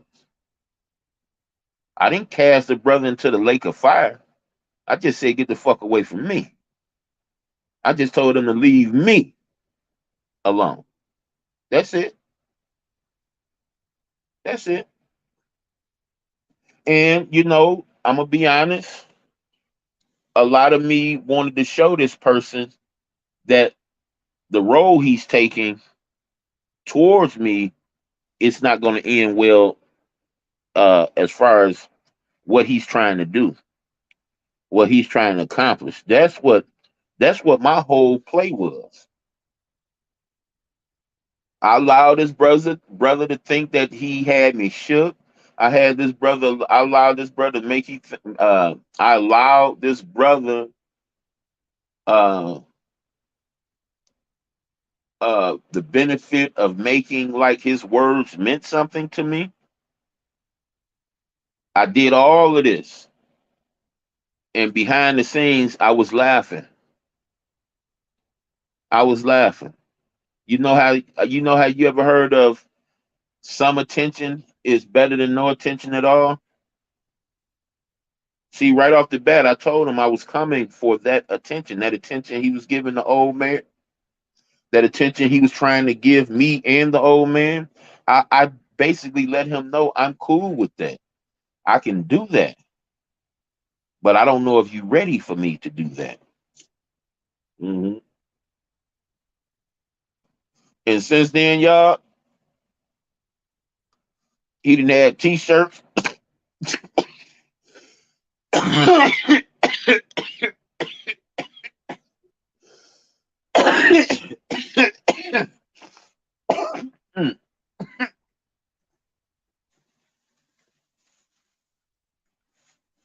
He didn't have my name on virtual t-shirts. If you ask around, he can't do a show without saying my name. And that's just strictly because I guess I was something different. I guess it was his first time meeting somebody like me. But I don't say this brother name. I thought this brother was over me a long time ago. But it was some people that he had to upset way before I came around, that's in his presence all the time, who helps me. Well, they think they helping me, but we know what it is. They don't like him. They don't like what he's about. And whenever they get something that can crush him, they always make sure I'm previous to. And there's more than one person. I'm even go as far as saying it's more than two people. And they gave me information the first time we got into it. They could have crushed him and took him out the game, but that's not what I'm trying to do to the brother. I'm trying to sharpen the brother up because what he's doing, he's pretending like he wants the truth. And every time we got on the subject where he was about to be impacted by my truth, he started an argument.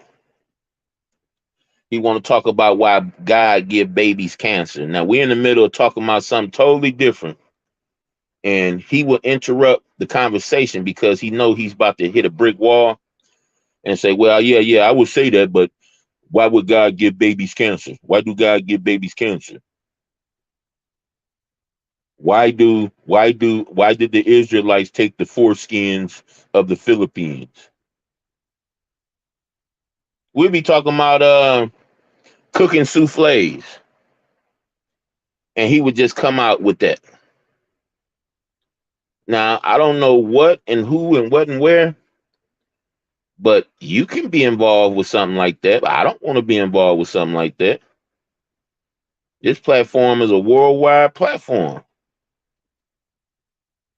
Now he comes with the pretending like I want to help you and I want to help with this, and but he's a demon. That's how all the demons come. Come like they in your favor, like they want you to come up, but they really there to bring you down the long way. But see, I oversee this stuff because I have the Bible, not because I'm just Mr. Know It All or I got spidey senses. The Bible keeps me up. And what did I have up here, y'all? What's that? Luke 16:10. Please read that and know that front to back.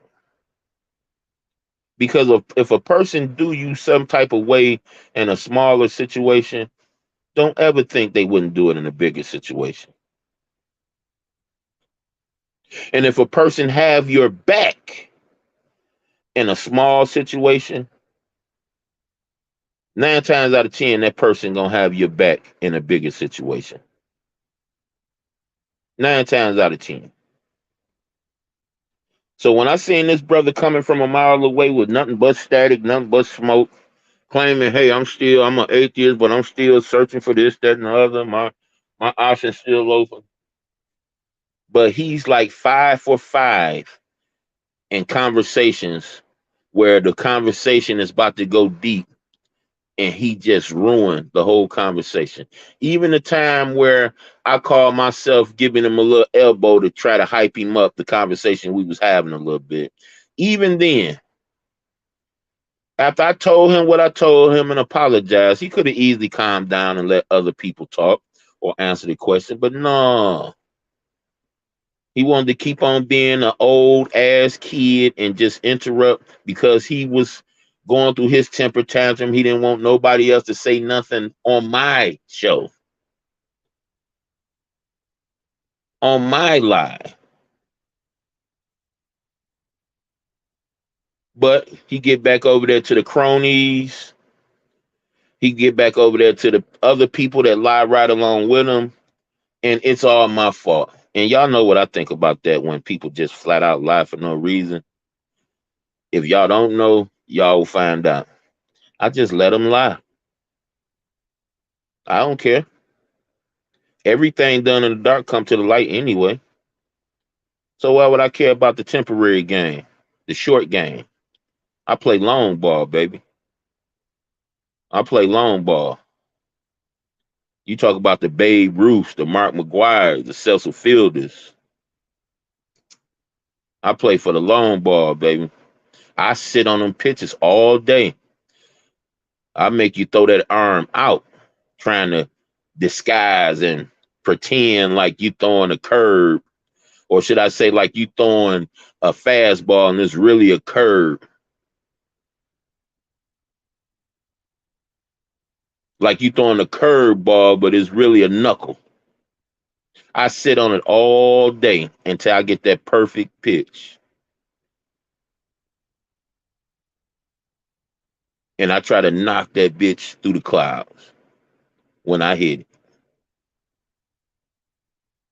So listen, just because I ignore you haters, just because I don't respond back, quit thinking that's weakness, man. Some people just got bigger and better things to do, and not saying nothing is wrong with the individual. Like you're not legit, or you're not, real. I know you're real, but there's other things at play that you should be focused on. But you're focused on me, even though you see I'm not focused on you.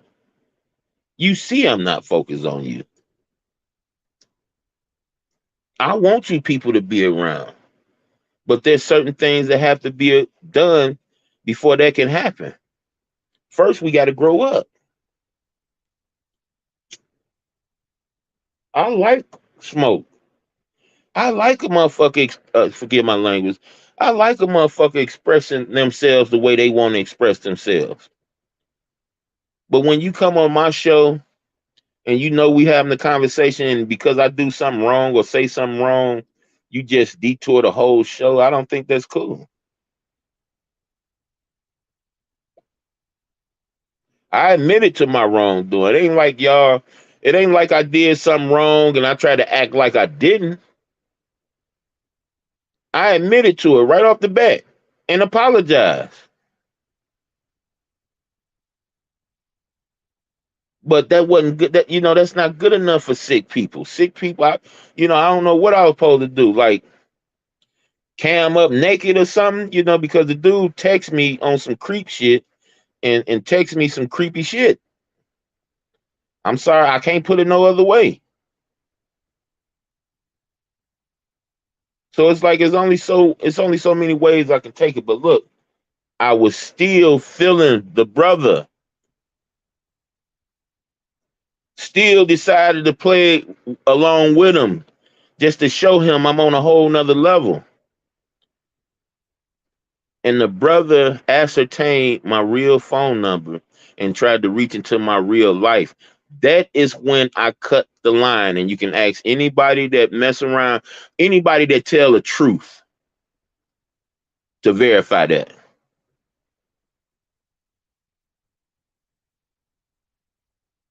And my little homie Christ Counsel can verify that. I don't really mess with Christ Counsel like that no more because he started coming at my girl. And I don't know about y'all, but when it comes to messing around with people that I do like, all of us strangers on here. But I don't stick around and really listen to stuff that's said about people I really do like, including if somebody said something wrong about him and did a video on him. I may come in a room and speak to everybody, but I'm not gonna stick around. But Christ Counsel, even though he's not really feeling me right now, can come and tell you. He'll come and tell you right here live that I didn't cast this brother out, that I wanted this brother around.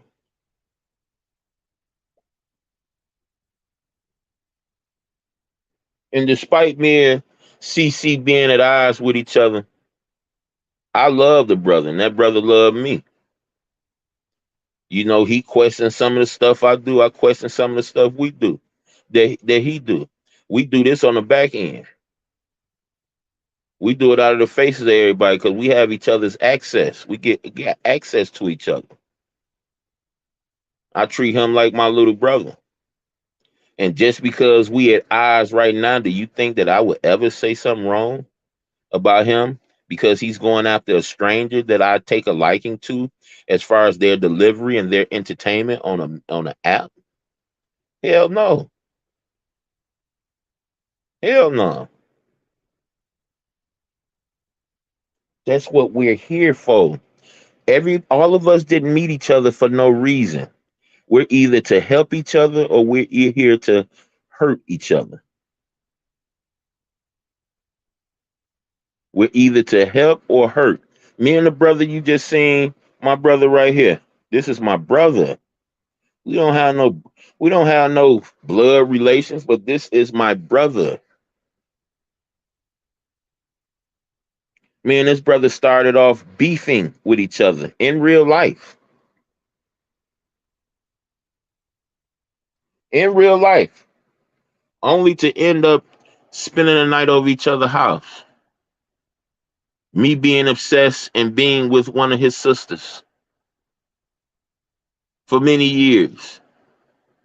Him being my brother, jumping in front of fucking pistols for me numerous of times.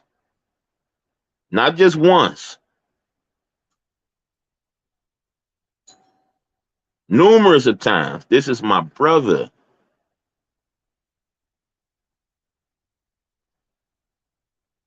He know what it is. He know what I gave up. He know how I worked out here in these streets. And he's older than me, so he did most of trying to protect me once we got on the same page.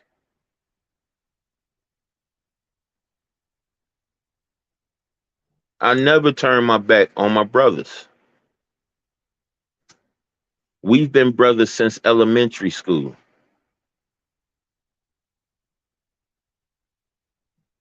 Since elementary. My mama was his mama. His mama was my mama before they passed. You know how my mama whooped my ass with that bat? Well, my mama got hold to his ass before too. His mama was passive. His mama was beautiful. Looked nowhere near her age. Was very passive. But he knew that whole shit was different when he got over to my mama. And yeah, my mama let us stay out till 11, 12 o'clock at night because, hey, as long as we call her and let her know we was good, she was good. And his mama was even more lenient than that. His daddy, his real father, not the one who biologically put him here, but the one that was really a father to him. He's my father. He was a father to me when I needed it. He made sure when I was in his presence, I was protected.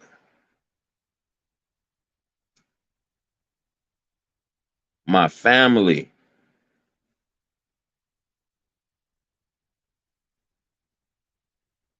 But yeah, y'all know I said I'm gonna get off here like 40 minutes ago, but certain things just need to be said while I'm in the mood to say it because y'all know I put this thing down and y'all won't hear from me in a week or longer. I'm one of the ones you can never say, you can dare say, oh, he's addicted. You could never say that.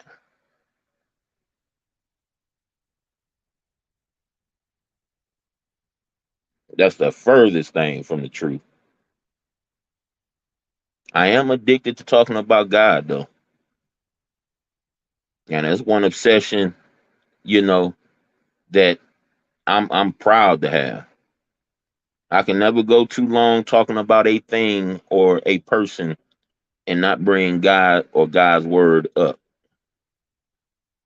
I'm addicted to that. And I love that about me. That's one of the things that I love about me. I can never stop thinking about him, no matter what I'm doing. Hitting my bong I just hit, smoking my cigarette, doing things that I shouldn't be doing. I still think about him.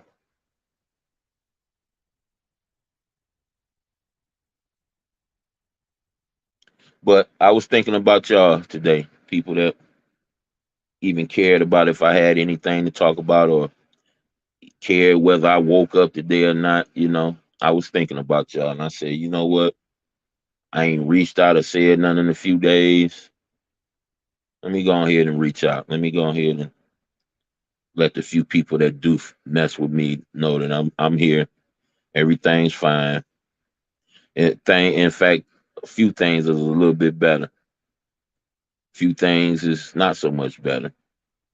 Like since me and my wife been working 6, 7 days a week, our house ain't been as clean as we used to. So, once we get used to that, we'll do that. But, on the flip side, um, we're able to save, without even a struggle, without even a blink of an eye. We're able to put something up. See, we understand that just because the getting is good now, that it's not promised to always be that way. They're trying to push something, new, some type of new variant into the atmosphere now and say it's different, but it do the same exact thing of the other thing that was out here. And I'm telling y'all, it's nothing but witchcraft. See, I started off this show telling y'all that if the mind is a particular way, the body is going to follow because the mind tells the body what to do. Okay? So what they do with witchcraft is, and it's called a magic, it's called sigil. You put it out there in the airways and you put it out there hard. You put it out there so hard that even the people that know it's baloney start to believe that it's true.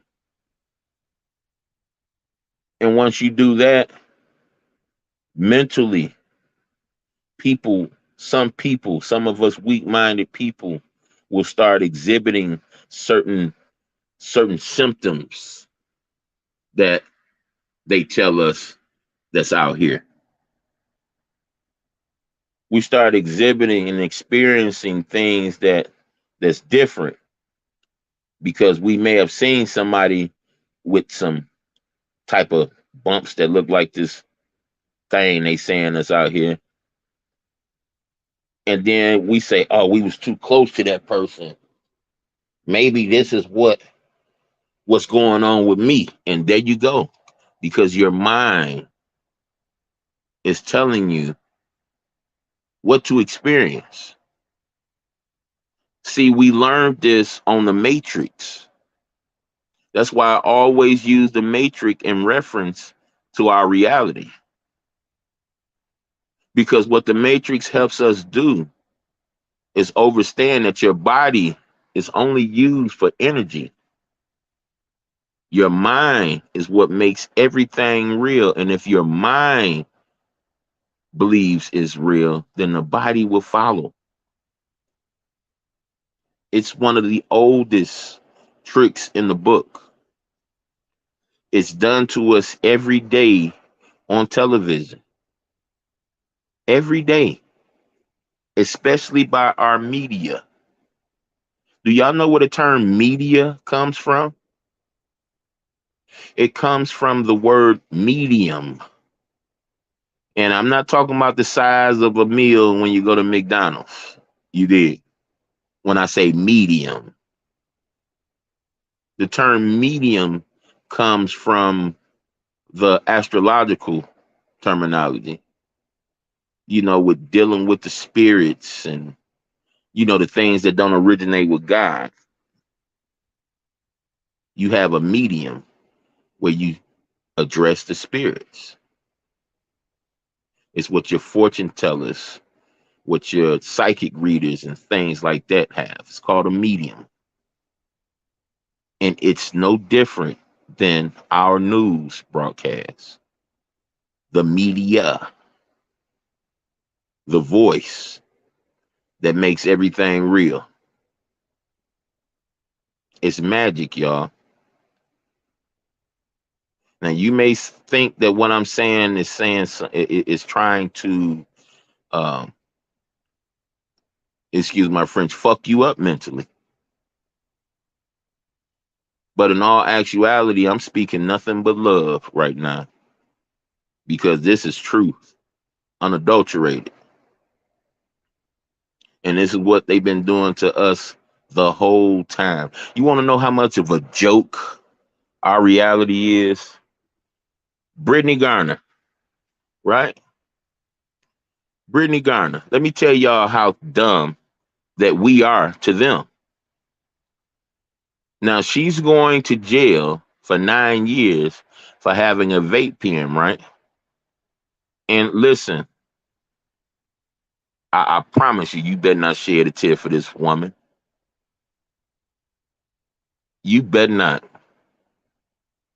because the whole story is strictly that, a story. Is to gauge on people's emotion. That's why it's a black girl and not a white girl. Because even white people see the discrimination these days against black people. So they're not just trying to pull the emotions of the black person, they're trying to pull everybody's emotion because they know that everybody is tied into this. Now, point number one, if this was really real and Brittany Garner didn't go over there on her own volition, like she didn't go over there on vacation. She didn't buy her plane ticket and this, that, and the other. She was with sponsors and she was with our government. So if it was real, people, our government would be on the chopping block, not this one girl. Not this one girl. See, for the just answer me this. If I invited you over my house, just you asked me, can you bring somebody? And I said, sure. You know the rules to my this, that, and other. You know, sure. They respect, yeah, oh yeah, they're gonna know what, okay. Yeah, bring them. And that person brings a gun or something harmful in my house. And I know that she knows the rule because this person that I trust told her the rules of being in my house. So do I just hold her responsible, or do I hold the person that brought her to my house responsible? Make it make sense for them to just be pointing at this girl when she was there with the Olympic team. But this is how dumb they think we are. You think these people on YouTube think we dumb? Look at what our own government, look at what our own media thinks of us. And I've been sitting back waiting on them to bring up the government, speaking on them, waiting for them to pass out sentences to the people that was responsible for her even being over there. And guess what? We're not going to get that. We're not going to get that. Not in this fake reality, we not. But I tell you what we will get. Tell you what we will get, me and Mary Jean. We will get one of these actor athletes out of everybody in the world that got some kind of power to do something about this injustice, right? We will get an actor athlete to go over there and fight for this girl's freedom.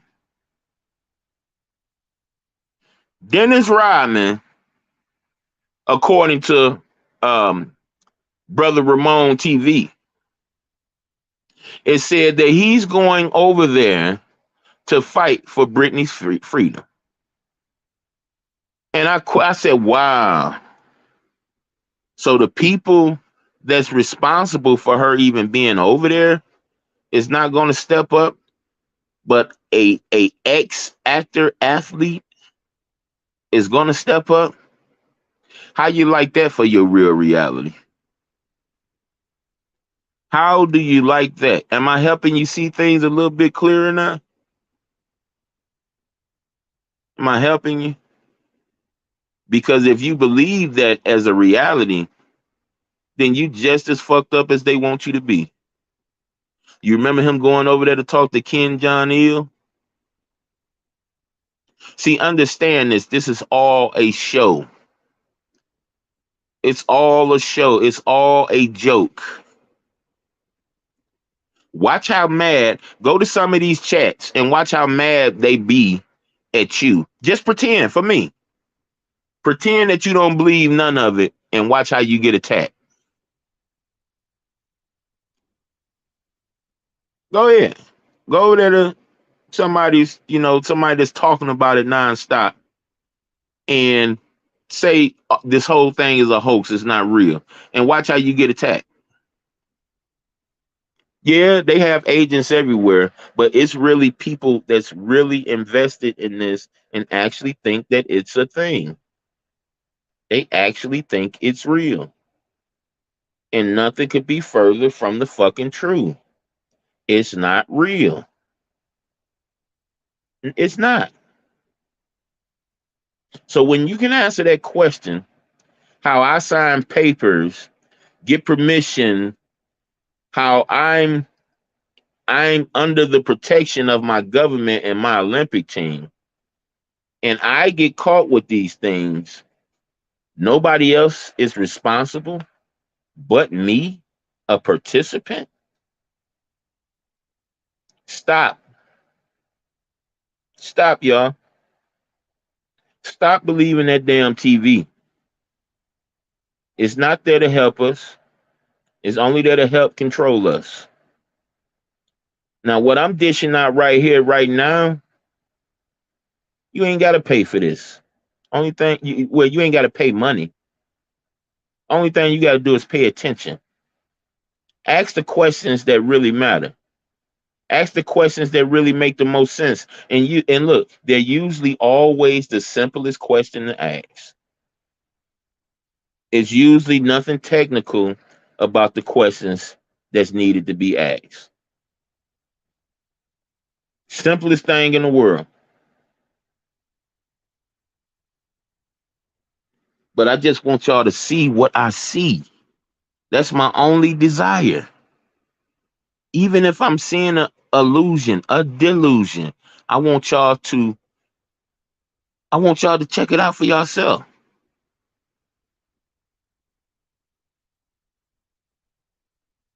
Oh man, I got a video. I've been messing with that boy Mag. I might say the video for when I go to work.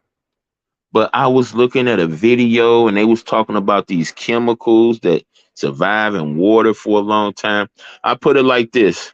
When y'all get a chance, and this brother is so obnoxious. I hope I'm saying that right. Who going to the bathroom? Okay. He's so obnoxious. But man, he be bringing some fire. His name is Mag Scary Truth. He made a video talking about the water. I need y'all to go check that out because we coming live and we gonna discuss his video. And I just like the way the brother articulate just a different way of seeing things. And I'm not saying I agree with everything this brother Bree. I don't agree with 100% of nobody, not even my brother. And trust me, I tell him way before y'all find out. For instance, when I stepped on this platform and he was beefing with that old man, I told him to stop. Told him, man, you way bigger than that, way better than that. You know we know better than that. Let that old man talk his shit and leave him alone. Quit responding to him. Told him flat out. But my brother made it a way for me to see what he had been going through. And when I seen what he had been going through, I threw my hands up. But you can go ask him right now. I told him to stop. I didn't listen. I didn't want to talk about it. I didn't want to none of that shit. I said, bro, stop. Stop, man. Bro, you just don't know. Listen, man. You got my guy baby over there, dog. You got enough worries to worry about, man. You know, you got somebody that's trying to kill us 24 hours a day, 7 days a week. You ain't got no time to be going back and forth with no old ass man. I can tell how stupid he is. That should be a red light for you. That should be a red flag for you. that old and that stupid. He's not worth your time. And when I seen and got proof that this dude had actually called Vic mom, and Vic mom always been sweet to me. I met her in 2000 before I got off parole, and Vic mom was solid than a motherfucker. Solid. And when I seen the proof that he had actually reached out and called this man mama, and not only did that, but called her at 3, his mama is a working mama. She's a working mama. She's been working since I know. I don't know what she was doing before this nigga, before I met this nigga, but I know since I met her, she been working in the same field I'm in right now. And I seen that, and then the brother lied to me. We over there at Kong show, we having a real good time, having a real good conversation. Me and Kong disagreeing with each other as usual. He come over there, pull us out of that conversation to come to his show to lie. To lie.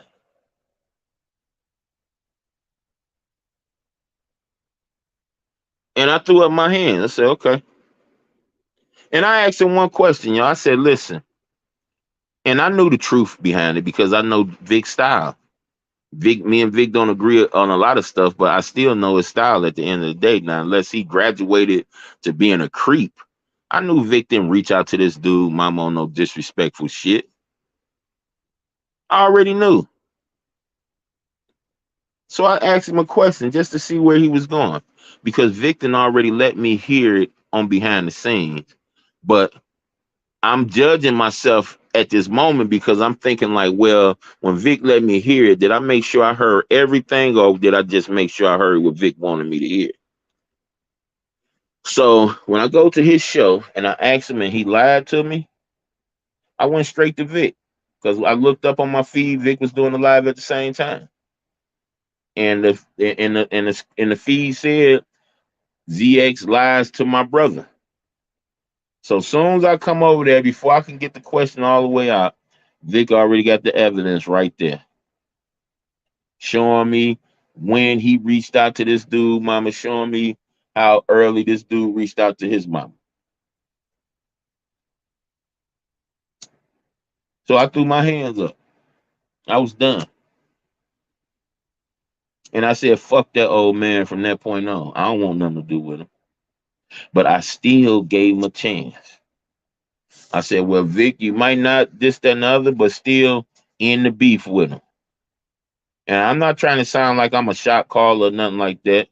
I'm just telling you that this is the way Vic, Vic is hard headed, but Vic still looks to me for certain information.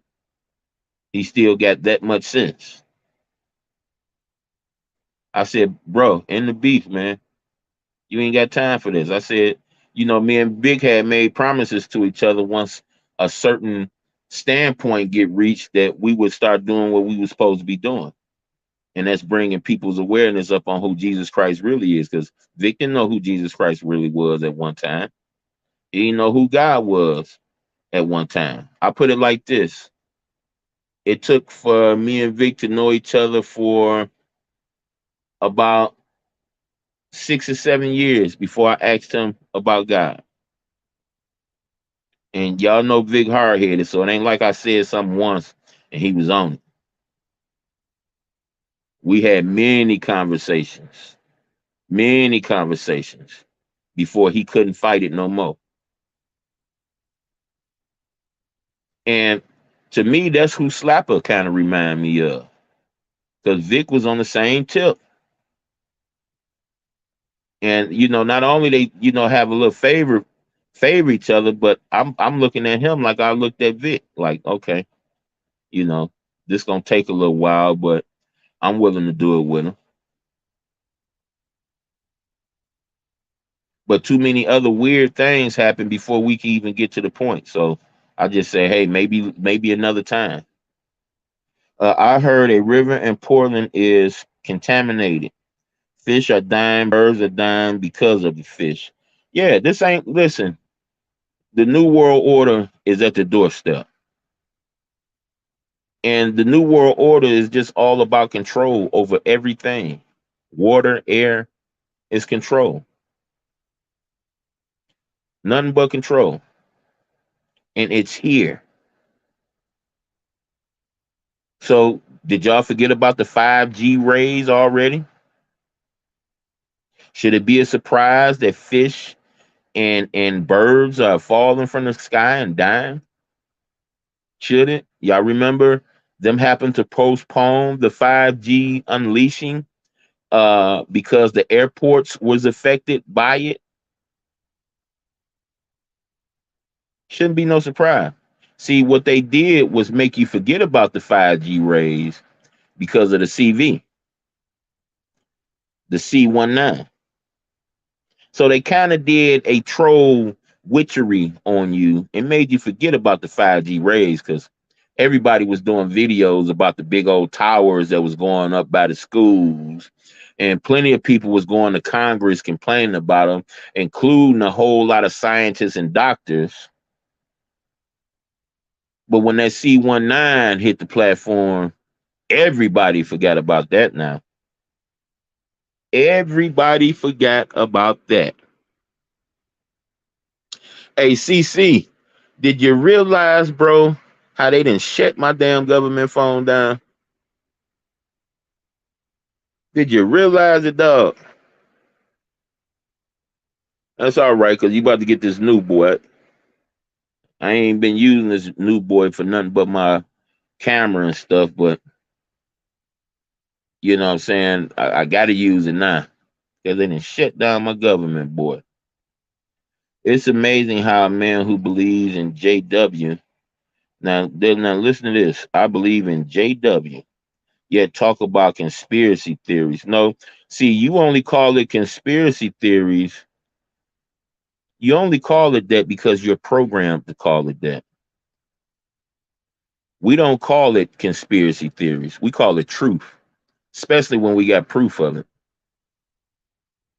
And listen, I don't believe in Jehovah's Witnesses.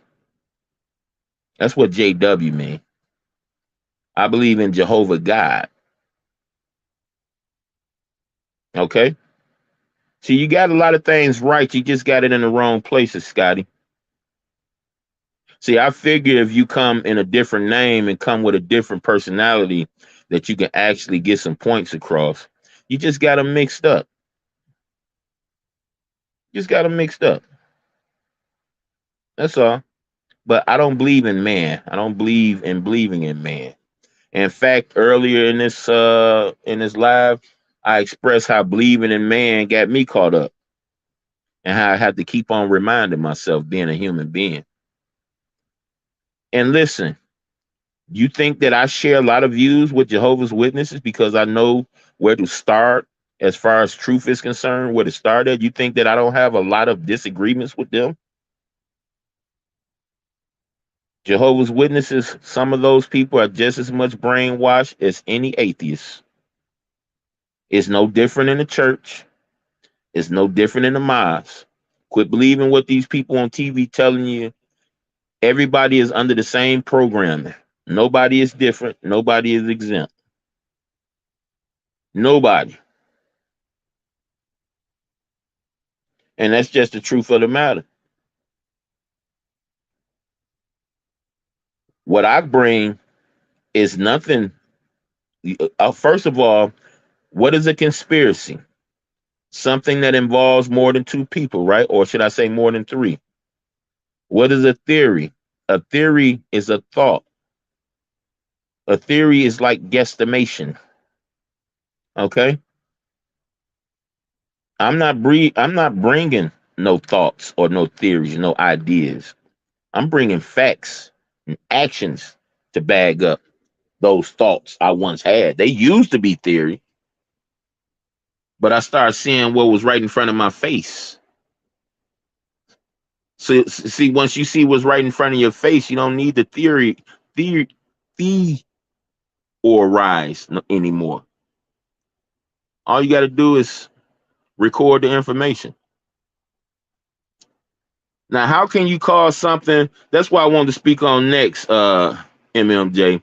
How can you call something a conspiracy when 99.5 of it turns into truth and facts?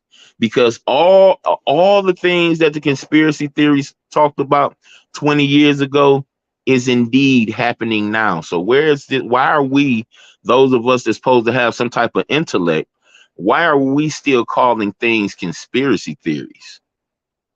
We've seen everything happen all the way to the destruction of the Twin Towers. We've seen all of this stuff come to pass. So why are we using the term conspiracy theories when it comes to stuff that we've seen and know? Remember how they was talking about no privacy in the future? And in fact, they was doing it already. Remember the stuff that Snowden came with was nothing but regurgitation from what people had said 20 years before he so-called uh uh branched out or ran off or AWOL, whatever the hell that lie was supposed to be. See, one thing you have to understand, that you will never hear real people on TV. The only thing you will hear is their puppets. You will hear their puppets on TV. Why do you think Malcolm X always had a microphone from several different news broadcasts in his face? But here it is when Kennedy go visit the president of the United States, go visit a city. He only got Mr. Zapruder recording the film. Come on, y'all. This is your reality. Defend it. Defend it. Malcolm X got cameras in his face every time he's making a statement. Around the same time. All right. Martin Luther King, he marching in the hot sun and got cameras from different news broadcasts. But here it is, our king, our chief, the person that makes all the decisions for the United States while he's in office. He goes somewhere and he only got one Masonic brother. So just so happened to be one person recording his procession. Now, Scotty, is that a conspiracy theory or is that a fact? Come on now. Nobody ever questioned where was Channel 4? Where was Channel 2? Where was all these other entities at? It wasn't many at the time, but it was enough. It was more than one individual person. So Mr. Zapruder back then had more clout, you did, than the president. Or should I say, Malcolm X had more clout than the president. Martin Luther King had more clout than the president because they had different cameras, several entities talking to them at once. And here we is got our commander in chief visit a whole city, right? He visited a whole city and he only got one camera on him. Is that a conspiracy, Scotty 28?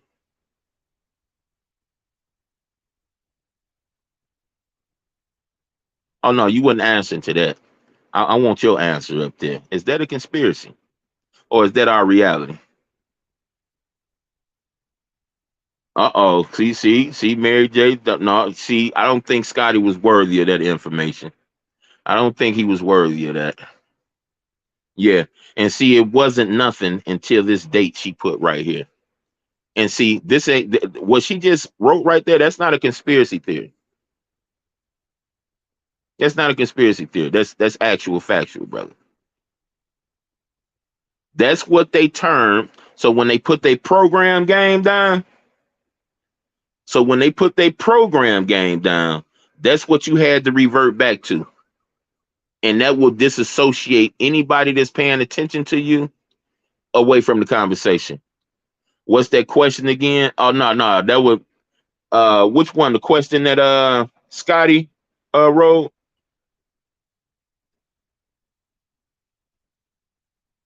Or my question? What you want? What you want? I got it for you. No more further questions. Have a good day, guys. Be safe. Hey, because I have a headache. Hey, man, that truth will do that to you, man. Trust me, man. It's people that hate me on this platform because I come like this. Literally hate me. And you probably right. This is probably the reason they hate me. Because I give them a headache. And come with that fire. Now, what question you talking about, Bree? What's up with you first of all? And what's up? What? You got something on your chest, brother? You ain't just come to greet me. You want to answer a question? Question this. This is a question. Did Malcolm X have more clout than the president of the United States when it comes to all these media outlets? Did Malcolm X and Martin Luther King have more cameras on them than Kennedy had on the day that he was supposedly slaughtered?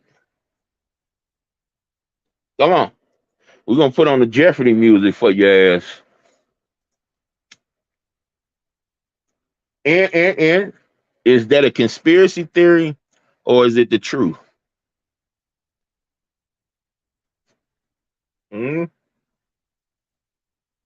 I know you probably driving right now, Bree, but I'm gonna give you a couple seconds. I'm gonna get up, man, and try to play my damn game, man. I learned how to put the highlights on there instead of putting the whole game on there. But man, you get a touchdown lead, 2 touchdown lead on these people, man, and they quitting the game in the black community. Now see, Bree, I like the way you said that in the black community. Hmm. So you saying the black community got more props, or should I say, got more?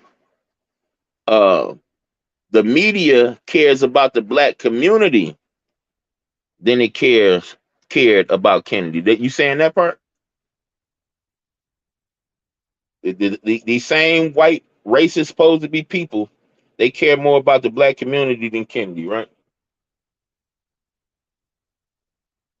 Mm-hmm.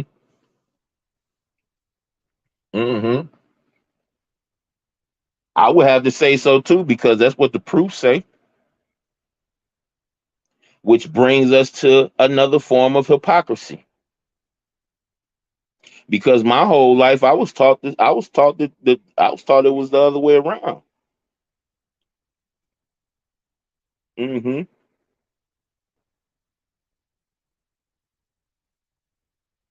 Come on, Bree. I know you're gonna come with something powerful.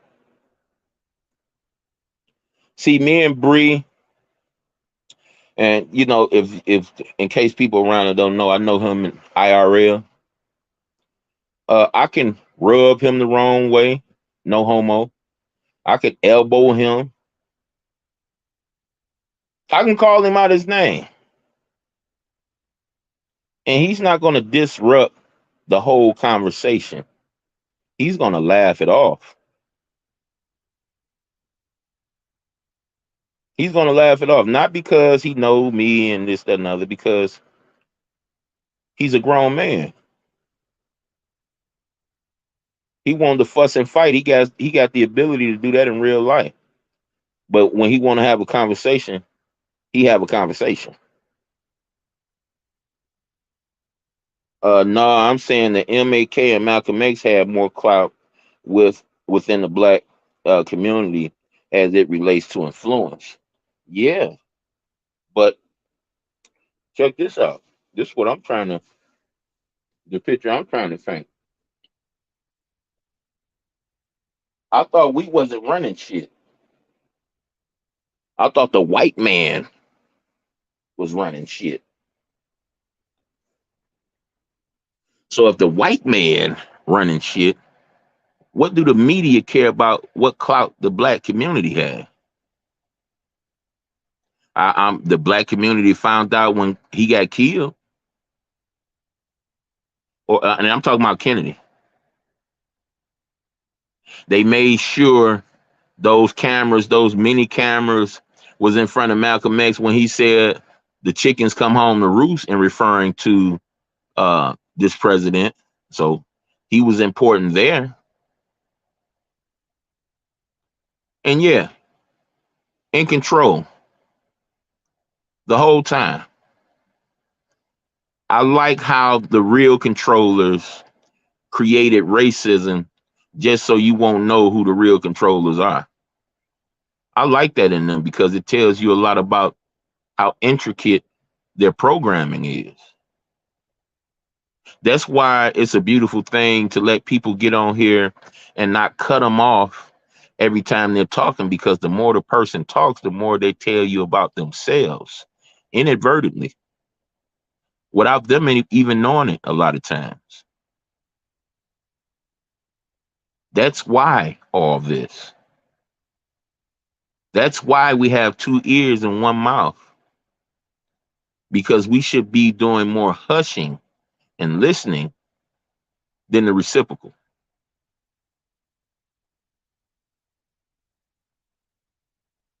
It's important to ask these little detailed questions I just threw up, because that holds the key to looking at the matrix. You no longer have to wonder how Cypher on the movie The Matrix, you never have to wonder how those lines, those letters, and those shapes and symbols, how he can clearly see what these things look like and mean, but all you see is signs, shapes, numbers, and symbols.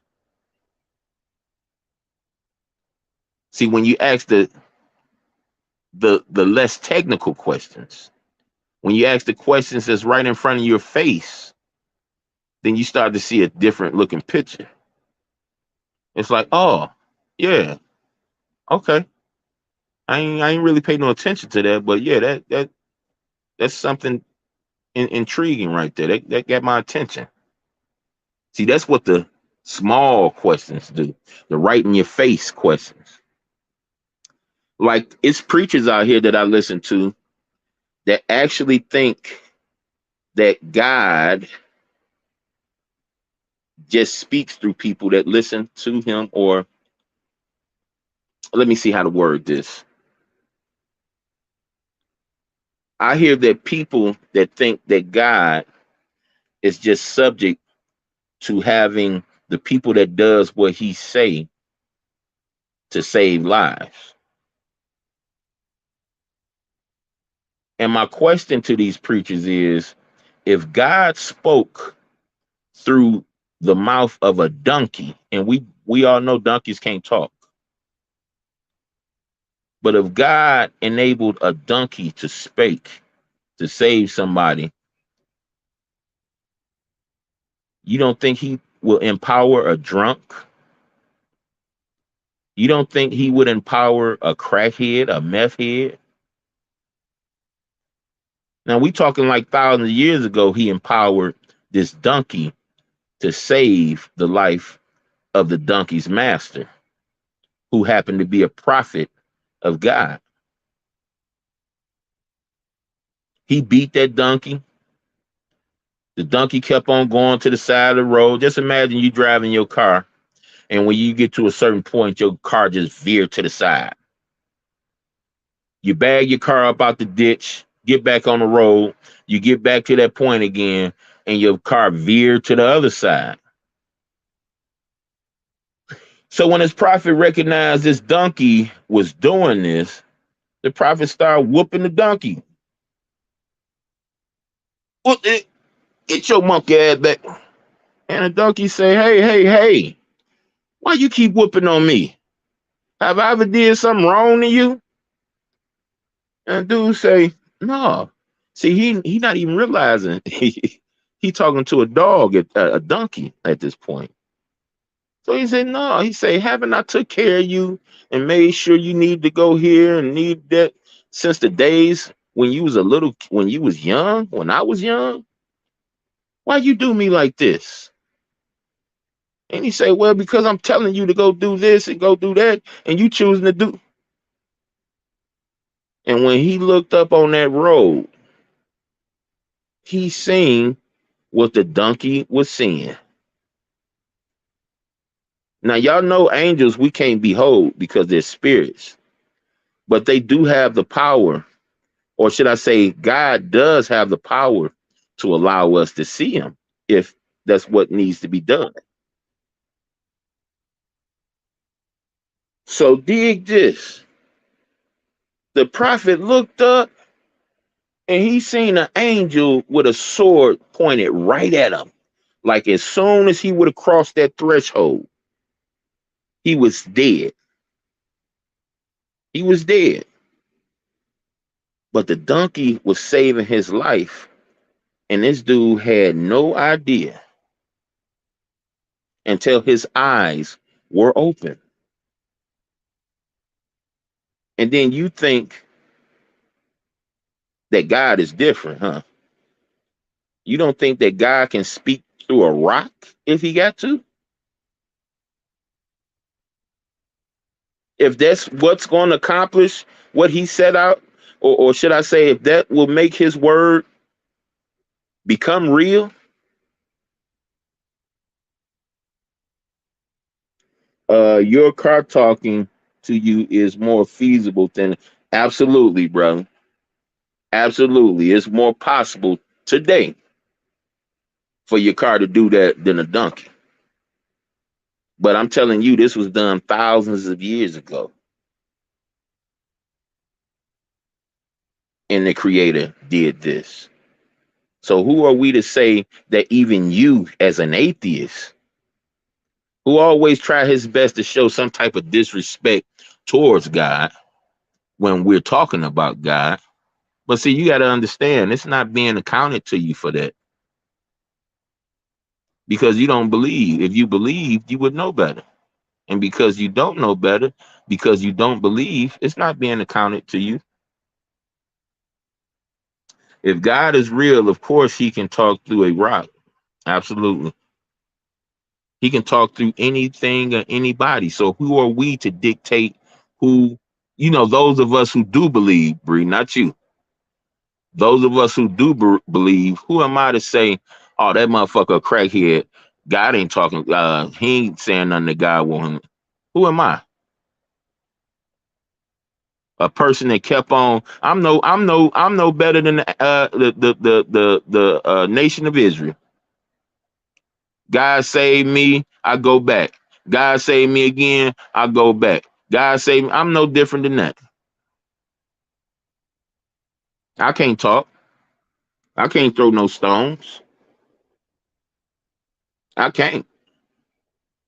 Wish I could, but I can't. I'm just as guilty. But see, I know now. So I would never put that out there, but I will make people aware that do believe that. Remember, no hypocrisy can be found in us. And when you say things like that, there's a lot of hypocrisy about that surrounding that. Now, I agree with you. The cleaner your temple is, the more God can work through you. But if it comes to saving the life of a person that God loves, nothing can stop God from communicating to you. Nothing. If God's plan is going to become victorious, it's already victorious. Why even worry about conspiracies and whatnot is? Because everybody, listen, it's not just about King Kura. It's about what God's word say. God say that his word will be preached in all the inhabited earth for a witness to the nations, and then the end will come. See, I get a lot of you, and not you, Bree, for for the sake of the record, but people like you, Bree. See, God, uh, gives people the benefit of the doubt to pick and choose where they go. And I hear you say, why even worry about? See, one thing we're not is worried about conspiracy theories. What we do is we expose conspiracies. We expose them because a lot of people, including yourself, is only programmed to see things one way. And see, we bring our information to the board so that you can know that, hey, you don't have two eyes, two ears to only perceive things in one way. What you think this HD is about? Before HD, what you think 3D is about? Three-dimensional, right? HD. And they got 4K and things like that. What do you think that's about? It's the perception of the eyes. Because you and I can clearly watch a movie in SD, clearly. But it's so much more vivid when we look at it in HD, especially after we didn't seen it before. It ain't really feasible for us to go backwards after we done went forward. Not unless we absolutely have to. They even got the HD TVs in prison now. Per my brother-in-law telling me about it over a year ago. Well over a year ago. And it's been in there longer than that. I remember the first talking car was in 1986. Your door is open. See? And you know what's crazy? I hear these people, a lot of people talking about CERN, talking about they supposed to be doing this, that, and the other on this date. Listen, if whatever they saying about CERN is real and it's supposed to be doing whatever they said it's supposed to be doing, it's been turned on for a long time now. For a very long time. You think these people tell you their launch days? Now, you are that special to know the truth, but do you think that these people think you worthy of truth? I mean, really? Here you got a girl on your news every day, all week. They're telling you that she's going to jail for 9 years for something that she did, but they're not holding the entity that's responsible for her being over there responsible for what she did. If that don't send red flags off in you, you know what I'm gonna say? Your programming is doing just fine. Just fine. Keep up the good work. It's doing just it's exemplary. You did. It's exemplary.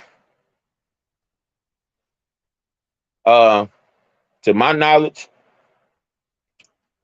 if me and Bree together and Bree just decide out the blue, well, you know what? I'm about to go smoke this nigga. He looked like somebody that did something wrong to me several years ago.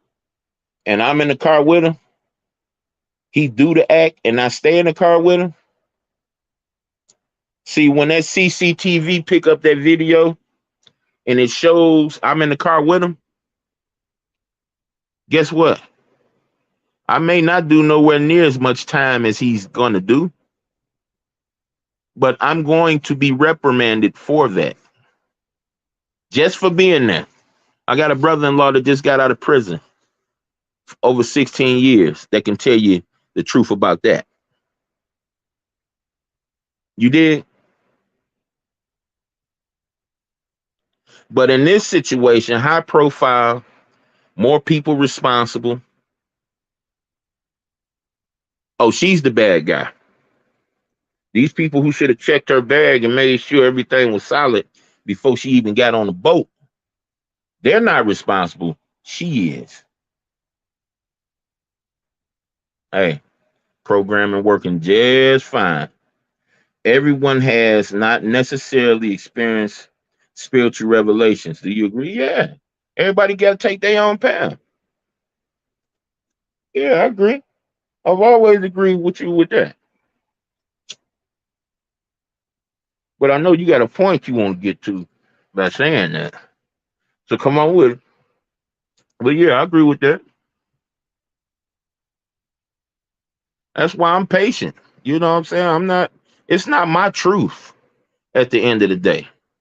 I have my interpretations about some things, but at the end of the day, I'm not the institution. I'm not the entity that created truth.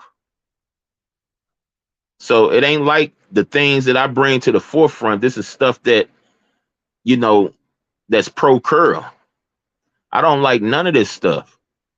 Only thing I like about all this stuff is knowing who the one true God is.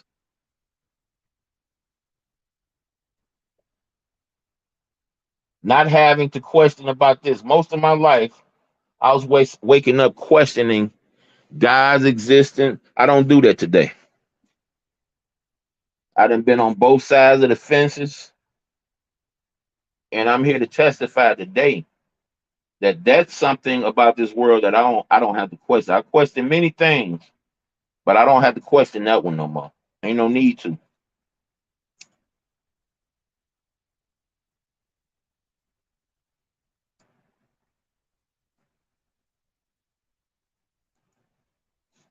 Peace of mind.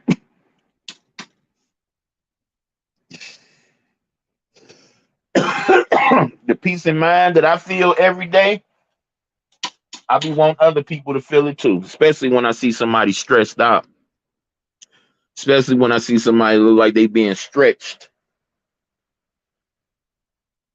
I love to give them that good news of the kingdom and help that stress dissipate. Look at that mean mug turn into a smile. I love it because God's word is only bad to the people that's doing bad. It ain't bad to the people that's striving to do good. That's one thing we have to know.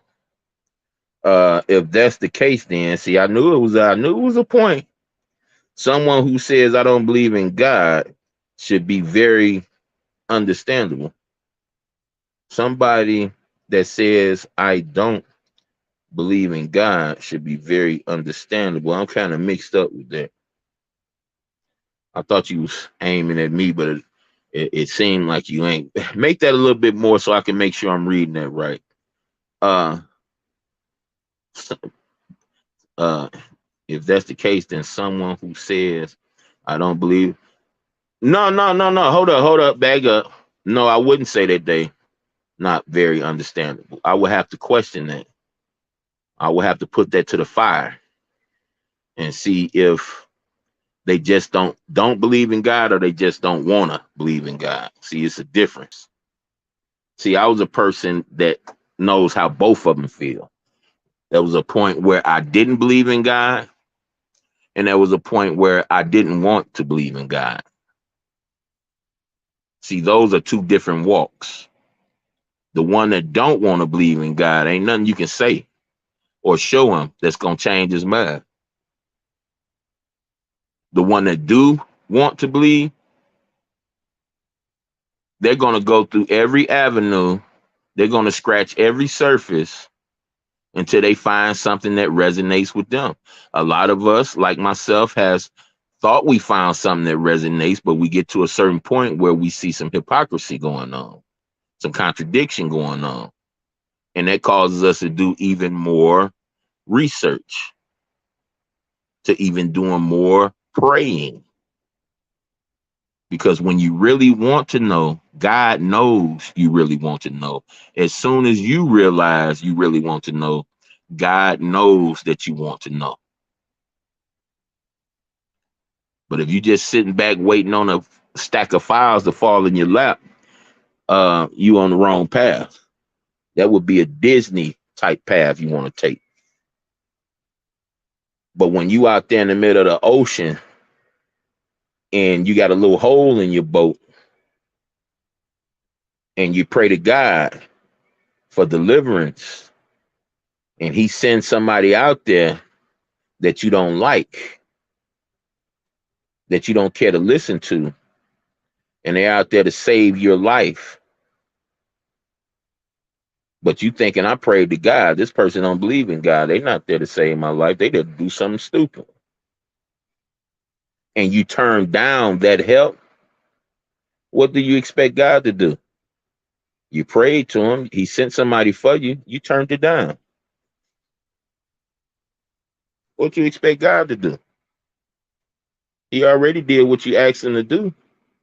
But I guess if it wasn't to your liking or how you felt like it should be done, then it's okay to turn down what you asked God for. But that's not the case. You turn it down, you turn it down. God can't make you do anything. You said that your personal experiences substantiates that God is real. Did you not? No, I said that was one of the things. I said that was one of the things. Plenty of plenty of things happen. See, if you remember that same conversation, I told you that it happened before and I began to move towards God, but I got steered away again. If you can remember that correctly. So just because you have that spiritual experience, don't mean that it's etched in stone that you're going to believe. That's not the case. Look what happened to Pharaoh. Pharaoh couldn't explain a lot of those things. His little secret advisors could, or should I say, his advisors could, but they can only explain up to so much. But did Pharaoh move towards God? No, he was too proud. He felt he was God. When he seen those frauds, when he seen all those crazy things happen, he had the opportunity to say, "Okay, skip it." See, we're made from free will. We don't have to do anything we don't want to do. And no matter what these people tell you, it's still the same song today. Ain't nothing new up under the sun, as the Ecclesiastes have told us. Nothing is new up under the sun. So, yes, I have had personal experiences, but those personal experiences didn't stop me from going back out, fornicating, committing adultery. And I'm not saying I was committing adultery in my marriage, but I've knowingly had relations with women that I knew was married, whether they were separated, whether they was cheating or whatever. Straight scumbag. So I understand on both sides of the fence what it means. I'm married now, and I go to a mental institution within myself, and I imagine sometimes that it happening to me, and I know and understand what it will feel like to me.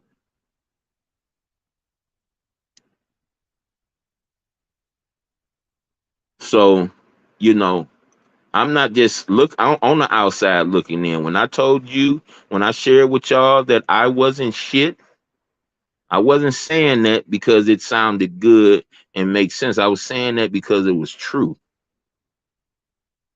And this is the truest in my life. These last 10 years of my life been the truest I've ever been. Bree can tell you when he met me, I was probably real with him, but I was one of the scummiest niggas that you could know. Was always trying to do something bad. Had a gang, had basically all the nice looking girls in my neighborhood I was banging with a girlfriend.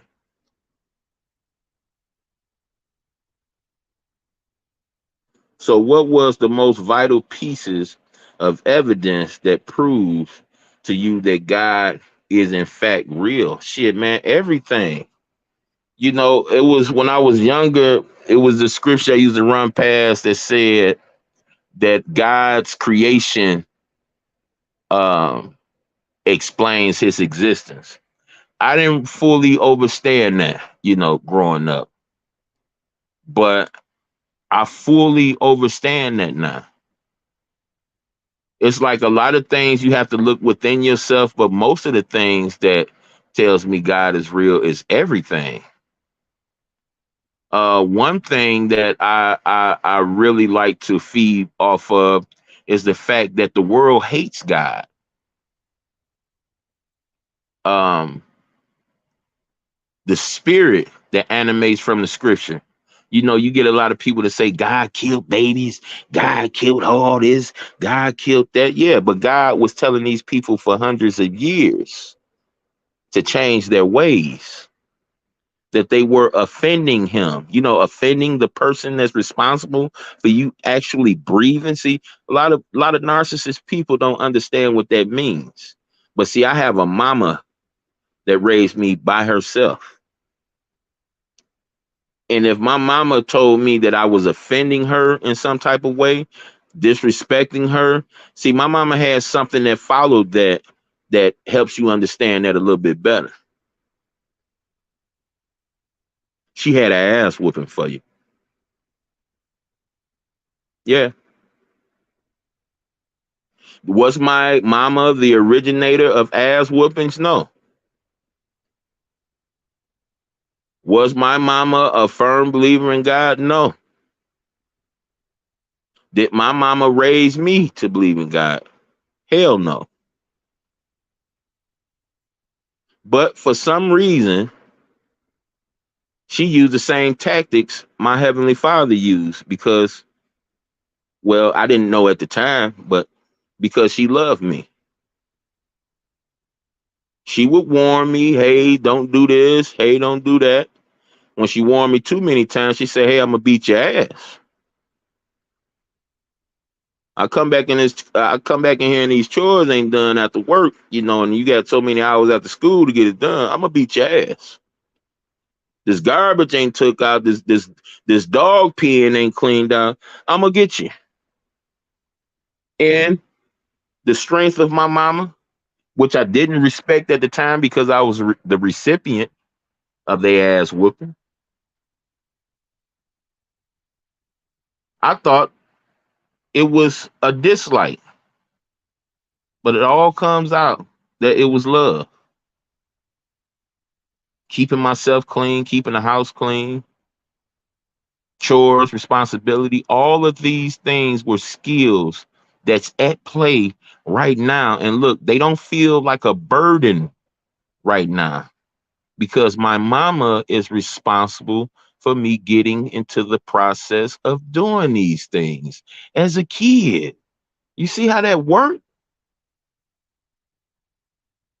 So the Heavenly Father warn these people, I'm gonna crush you, I'm gonna do this, that, and the other to you if you don't stop feeding your babies and killing your babies and doing this to your slaves and do I'm going to kill you. That's pretty much what the Heavenly Father had warned hundreds of years in advance.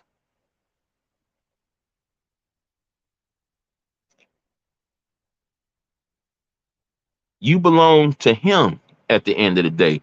He don't care what you believe in. I mean, he do care, but he made you with free will.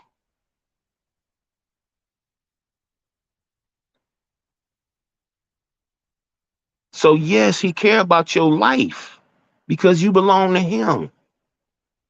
See, I got children that's grown now. So I am seeing the world through another way now. There was me before children, there was me during children, and it's me after my children become men. Now I'm able to see a different element of things that I never was privy before my children became grown. It's a whole nother avenue. Uh is there a possibility that no God exists? There's absolutely no possibility that no God exists. There's absolutely no possibility that you come from an explosion of nothing. Period. If you come from an explosion, then what is news? What is doctors? What is police? Explosion represents chaos. So you saying out of chaos that came from nothing, an explosion of nothing, that the people that were once nothing before the explosion all of a sudden learn how to uh, start order, it's an impossibility according to the beliefs of the world. It's a double negative. See, the doctors explain to us that there's a certain design of the human body, and they have to become masters at first understanding that design. Now, you may have different types of people, and everybody is made different, but the mass majority of us have the same vital organs, the same nerves, the same pain. All of us bleed red blood. We cry watery tears. All of us have the same characteristics in our existence. Now, whether we exude the same pain thresholds and attention thresholds, all of that is a throw up. The Big Bang Theory is just a theory. But is it just a theory? It would be just a theory if I wrote it on a test and they wouldn't say that's wrong. It would be a theory then because it would just be a theory. But this theory is programmed into the world. And because of this theory, you believe in planets, you believe in other galaxies, you believe everything the program warrants you to believe. So you saying it's just a theory? No, that's worse than you saying the term conspiracy theory. Because how can you know, how can you label that a theory when it's a must in our world today? It's a must that you believe that. And you know it like I know it. I don't know how much college you did, but you probably did more than me. And I'm saying that to say you've been through with regular school and you upped the ante once you got out of regular school, just like I did. Hmm. Just like Christopher Columbus. Say that was wrong on a test. But I don't believe that the Big Bang Theory is real. Well, then you believe that there's a God, Mister Atheist. Then if you don't believe the Big Bang is real, the lie we all have been programmed to believe, you're one of the ones that don't believe is real, but you believe all the elements that connects to that unreal thing you don't believe in. Hmm.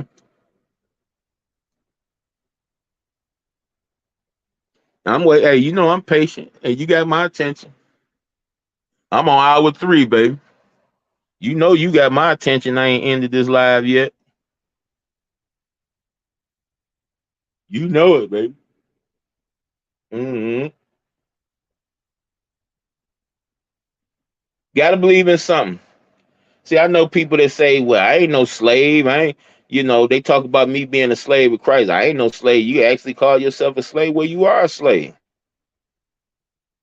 You are a slave. You ain't a slave to Christ. You're a slave to something or someone. It could be your wife. It could be your job. It could be your lifestyle. But I don't care if you don't like the terminology of it. Don't mean that it ain't true. You're gonna be a slave to something or someone. This is where God drew the line at, and He said that I am a jealous God. You can love no one before you love me. See, He drew the line so that people won't get it twisted. No, it's not. It's not merely, Bree, that you don't honestly know. You honestly don't want to know because you know what it means. If I'm right, you're gonna be in way more turmoil than you are now, and you're afraid of that. Hmm. Now, Breed, that's a theory. See, I don't have no evidence to fully back up what I just said pertaining to you. That's just a thought. See, that's what you call a theory. And see, there's nobody connected with me on there. So we can't say conspiracy. That's what a theory is. See? And they say old dogs can't learn new tricks. You younger than me, Bree, but you made it to the point where I can call you an old dog, nigga. You ain't no spring chicken no more. I ain't jealous of your youth no more, nigga. No. But yeah, when you get off work, we can do something, man. I gotta run. I gotta make a few runs. Go see how much this wheel alignment costs on my truck, so this little light can go off on my dash. Go see how much that's gonna hit me for. And shoot, I ain't got really nothing to do today, man. But enjoy my off day because the next several days straight, I will be working. Or let's say the rest of this week, I'll be working. I did a double Sunday. So because I did that double Sunday, I said I'm gonna take me 2 days this week. My side of my feet starting to hurt from having them boots on so much. I took my flip flops to work with me, but I never end up putting them on. I don't want them to, see me with my flip flops on. But when I'm there all by myself all day, oh yeah, I'll take them flip flops on and put them on. Oh yeah, most definitely. But yeah, we're gonna get to the bottom of my theory on you, Bree, because I find that true for the majority of the people. It ain't that they don't know if God real. They don't want to know because it ain't hard to figure out. Just a couple of the simplest questions you can ever ask, and I assure you, God will make sure He asks him, not Curl, but him. I will assure you that He answers it. He wants, people think because He God that He ain't got time. He got bigger things to do. No, He don't. No, He don't. He love His creation, and not our kind of love. He love us, meaning we can turn on Him many times, and whenever we ready, He's there for us. He's not gonna ever tell us, no, no, no, I gave you this chance. No, no, no, no, I'm not going. I don't believe you. No, no, He don't do that to us. That's us that do that. He actually wants a relationship with you.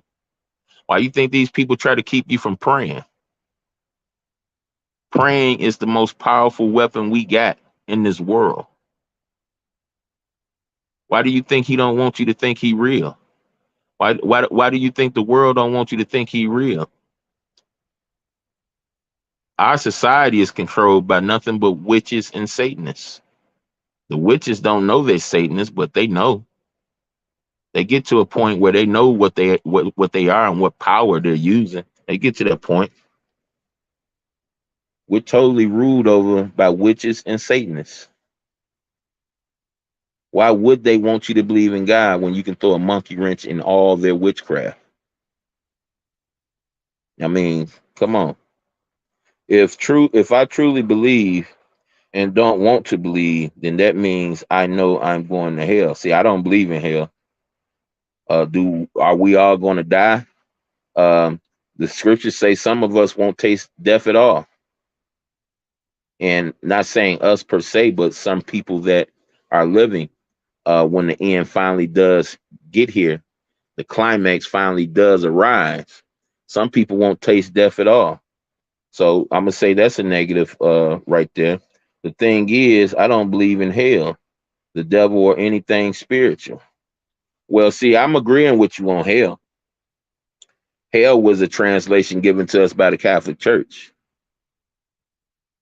You understand? That was in order to put fear in people. Oh, it's a fiery, you're gonna be alive and on fire, and you're gonna feel, No, hell was translated from Sheol, Hades, which means the grave. So you don't believe in death. So so in your eyes, the graveyards are non-existence. They're not real.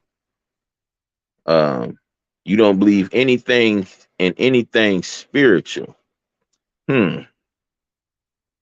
So you don't believe anything spiritual, but I can guarantee you got Wi-Fi in your house, or you know the function of Wi-Fi.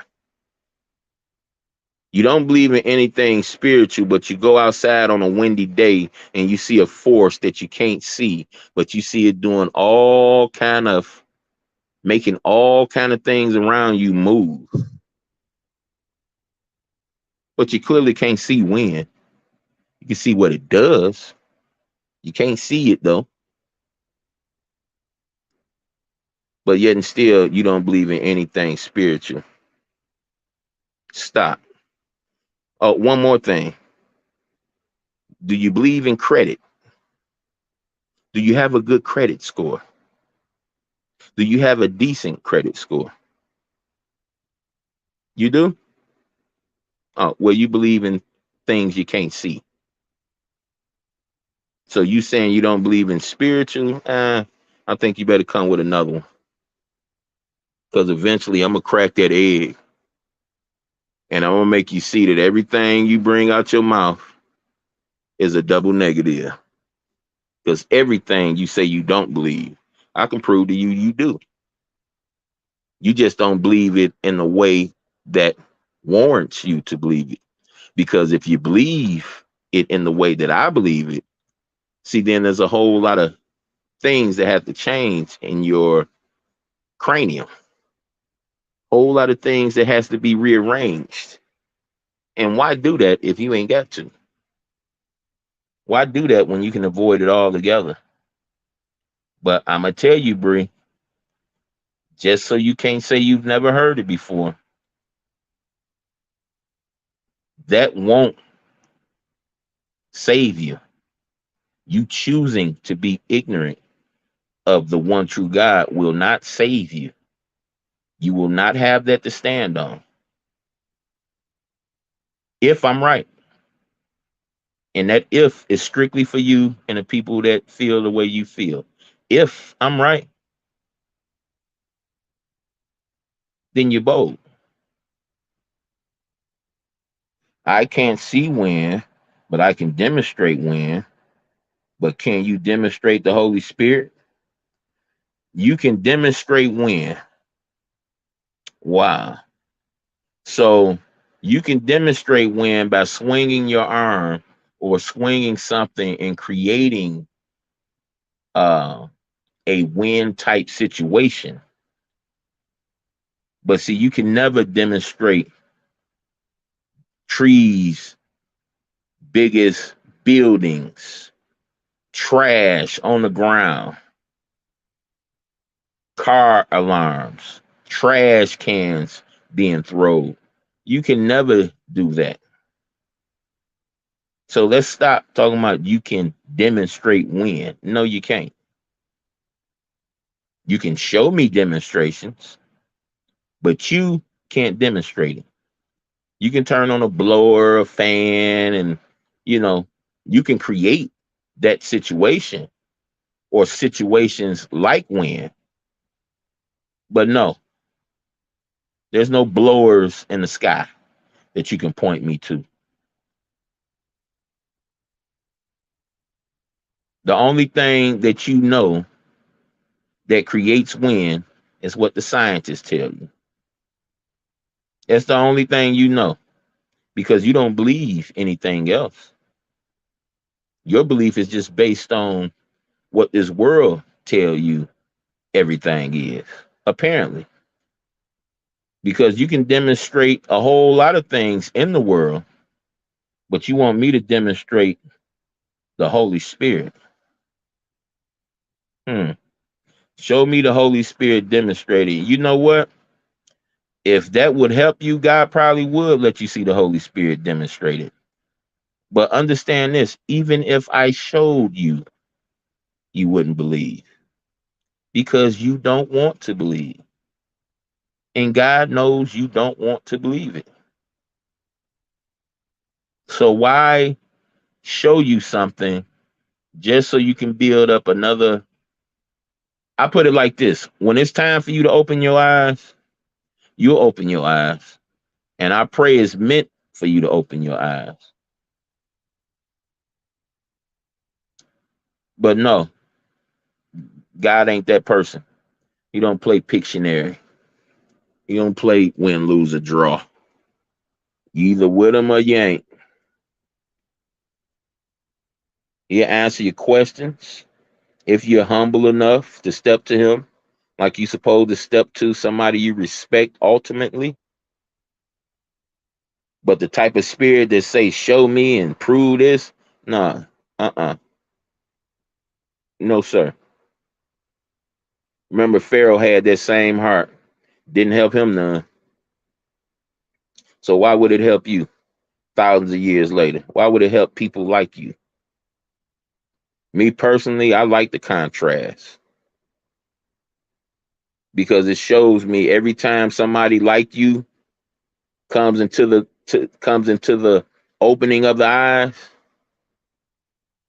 it moves me even more than my paychecks move me.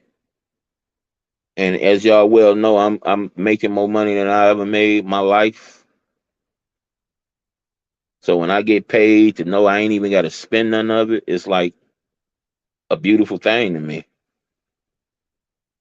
But when I see people get made over, when people are allowed to see, now that makes my year. When I'm going through hard times, that's the thing that brings me up. So you have to have blind, ignorant faith. Got it. No, you do. Oh shit, let me plug up my. No, not everybody, just you have to have blind, ignorant faith because you don't believe. You don't believe. You don't even believe what's right in your face. The individual that wants to believe or wants to know the truth, we don't call it blind faith because everything we ask, we get, we receive. Like, let me help you understand what God is. Okay, you're a weed smoker, right? You're infatuated with smoking weed. You make sure you smoke every day, right? See, when you love something, um, if you don't love with infatuation, then it's like a secondary love. Do you love weed more than you love your kids? That's a question. So, no, you don't love weed more than you love your kids. Meaning, if I can't separate myself from my kids and step out the room, not saying that you don't have a vape pen. Step out the room, that means I just won't smoke because I can't leave my kids by themselves. I just won't smoke until I can get a chance to go do this, that, and the other. See, loving God is like that. You hear God's word, you hear God's message. These are just words, so you don't believe them right off the bat. And he knows this because he made us. He's not responsible for our fall into imperfection, but at the same time, he's our parent, he's our father. He's aware of what was going to happen and what could have happened way before it happened. And he's already prepared for it before it happens. That's why us as parents, Bree, go out and get baby bottles, Pampers, blankies, onesies, socks, wipes, way before the baby even get here. See, what that's doing is preparing for hard times, preparing for something to go wrong. We're preparing. Our Heavenly Father did this before we even dreamed about doing it.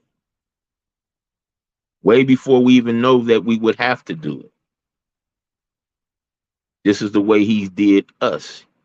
He made sure we have a loving environment and make sure we have everything we need when we need it. That's why when this question comes up about God being real, when this question comes up about prove God, if you really want to know God, he right in your face, literally. All of his creation is right in your face. He gave us trees. Let's just take a look at his preparedness. He gave us trees. With trees, we make paper to write with. We make wood. We make fires to stay warm. We build houses, bridges, landscapes with just this one thing that God gave us. But yet and still, we got people that's walking around on this rock that's talking about a house can build itself because the technology is here. The house can build itself. The house, the preparation for it ain't got to be done. It's just one day the house was just there. And that's what our unbelievers think. And they get real mad at you when you don't believe the same thing they believe. Oh, they get so upset and disrespectful. Don't they, MMG? It feels good, doesn't it? Having money and independence, always be proud of yourself. Oh, for sure. But see, MMJ, patience is always a virtue. And I always tell you, you reap what you sow. I've been sowing good seeds for well over double-digit years now. So when I fell flat on my face, I never panicked. When I lost my job, the job I had the longest in my life, I never panicked. Yeah, I was human. Yeah, I didn't have things I wanted, but I had majority of the things I needed. Yeah, for sure. Palm out when things got too hard. I made sure I got things that I can pawn, like my game. Yeah, ain't no stranger to it. Ain't nothing wrong with it to me. But to finally be in position to help other people in a way that you wish you could have got help when you needed, that's what makes my day. That's what makes me feel good.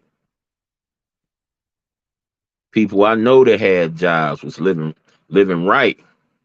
Things ain't going so well for them now. But making sure I'm there for them, oh, that's what made me feel good. And look, never see. I wish people would have did me like this. No, no, no, no, no, no. Ain't no need for all that.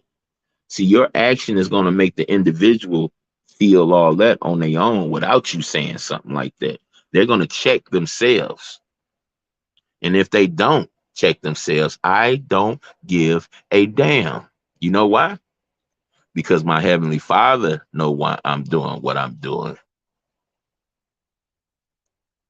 He knows why I'm doing what I'm doing. And that's who I look for my approval from. That's who I love pleasing.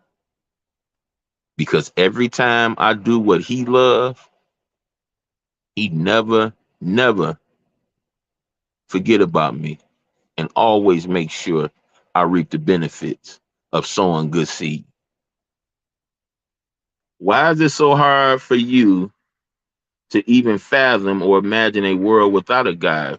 See, now y'all know he know me. Now this dude knew me since I was in my younger 20s. That long. And he don't hear me when I say that I walked the road that I didn't believe and I didn't want to believe. Two different roads. And he asked me, why is it hard for me to believe? Meditate on that. Why I asked my son, why is he here?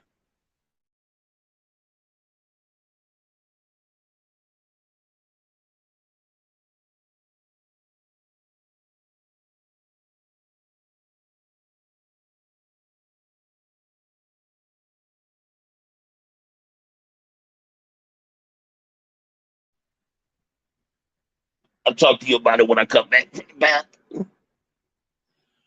1 second, y'all. I gotta go use the bathroom.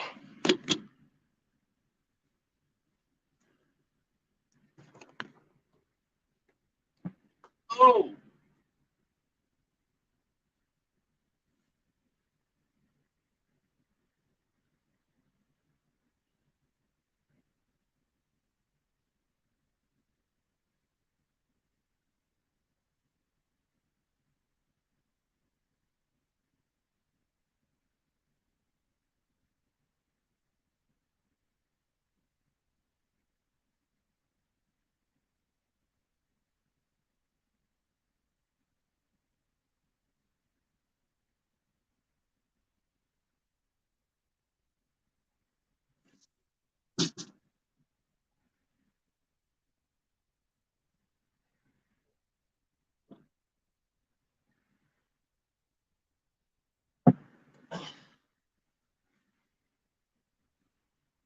Oh, that's my boss with my money.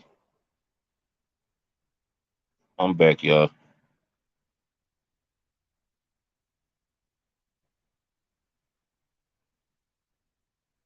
Mm, see nothing. Uh, yeah, me too, sister. Thank you for coming to hang out with me. Appreciate you so much, MMJ. And just remember, a lot of times we ain't even got to lift our fingers on these people. They get what's coming to them anyway. Hence, that monster being on that panda over there now. That monster ain't for no games, boy. Try to tell y'all. Yeah, I had fun kicking it with y'all, man. Had a real good time, Bree. Me and you gonna talk later, Bree, because I'm gonna go ahead and get you out the way, man. I like how you come in and dip out and then disappear on me, but I got you today. We're gonna get this out the way because I want you to hear your theories, or should I say, I want you to hear what your campaign preach, because I ain't sure you be paying attention to what you be saying, dog. Or you ain't paying attention to what you be saying, who you be saying what you be saying to. So I'm gonna get with my boy CC and we're gonna get to the bottom of this today, brother. But thank y'all for coming to hang out with me for 3 hours and 37 minutes. This is indeed the biggest crowd I've held for that long. I think I only remember one or two times it going down to one person. So I appreciate y'all for coming to hang out. But remember, y'all, I don't care about no subscriptions and all that shit. Unsub for me and just make sure y'all look at my video at least a couple times a week. And you can't just look at a piece of it, y'all. Y'all gotta look at it and really dig down.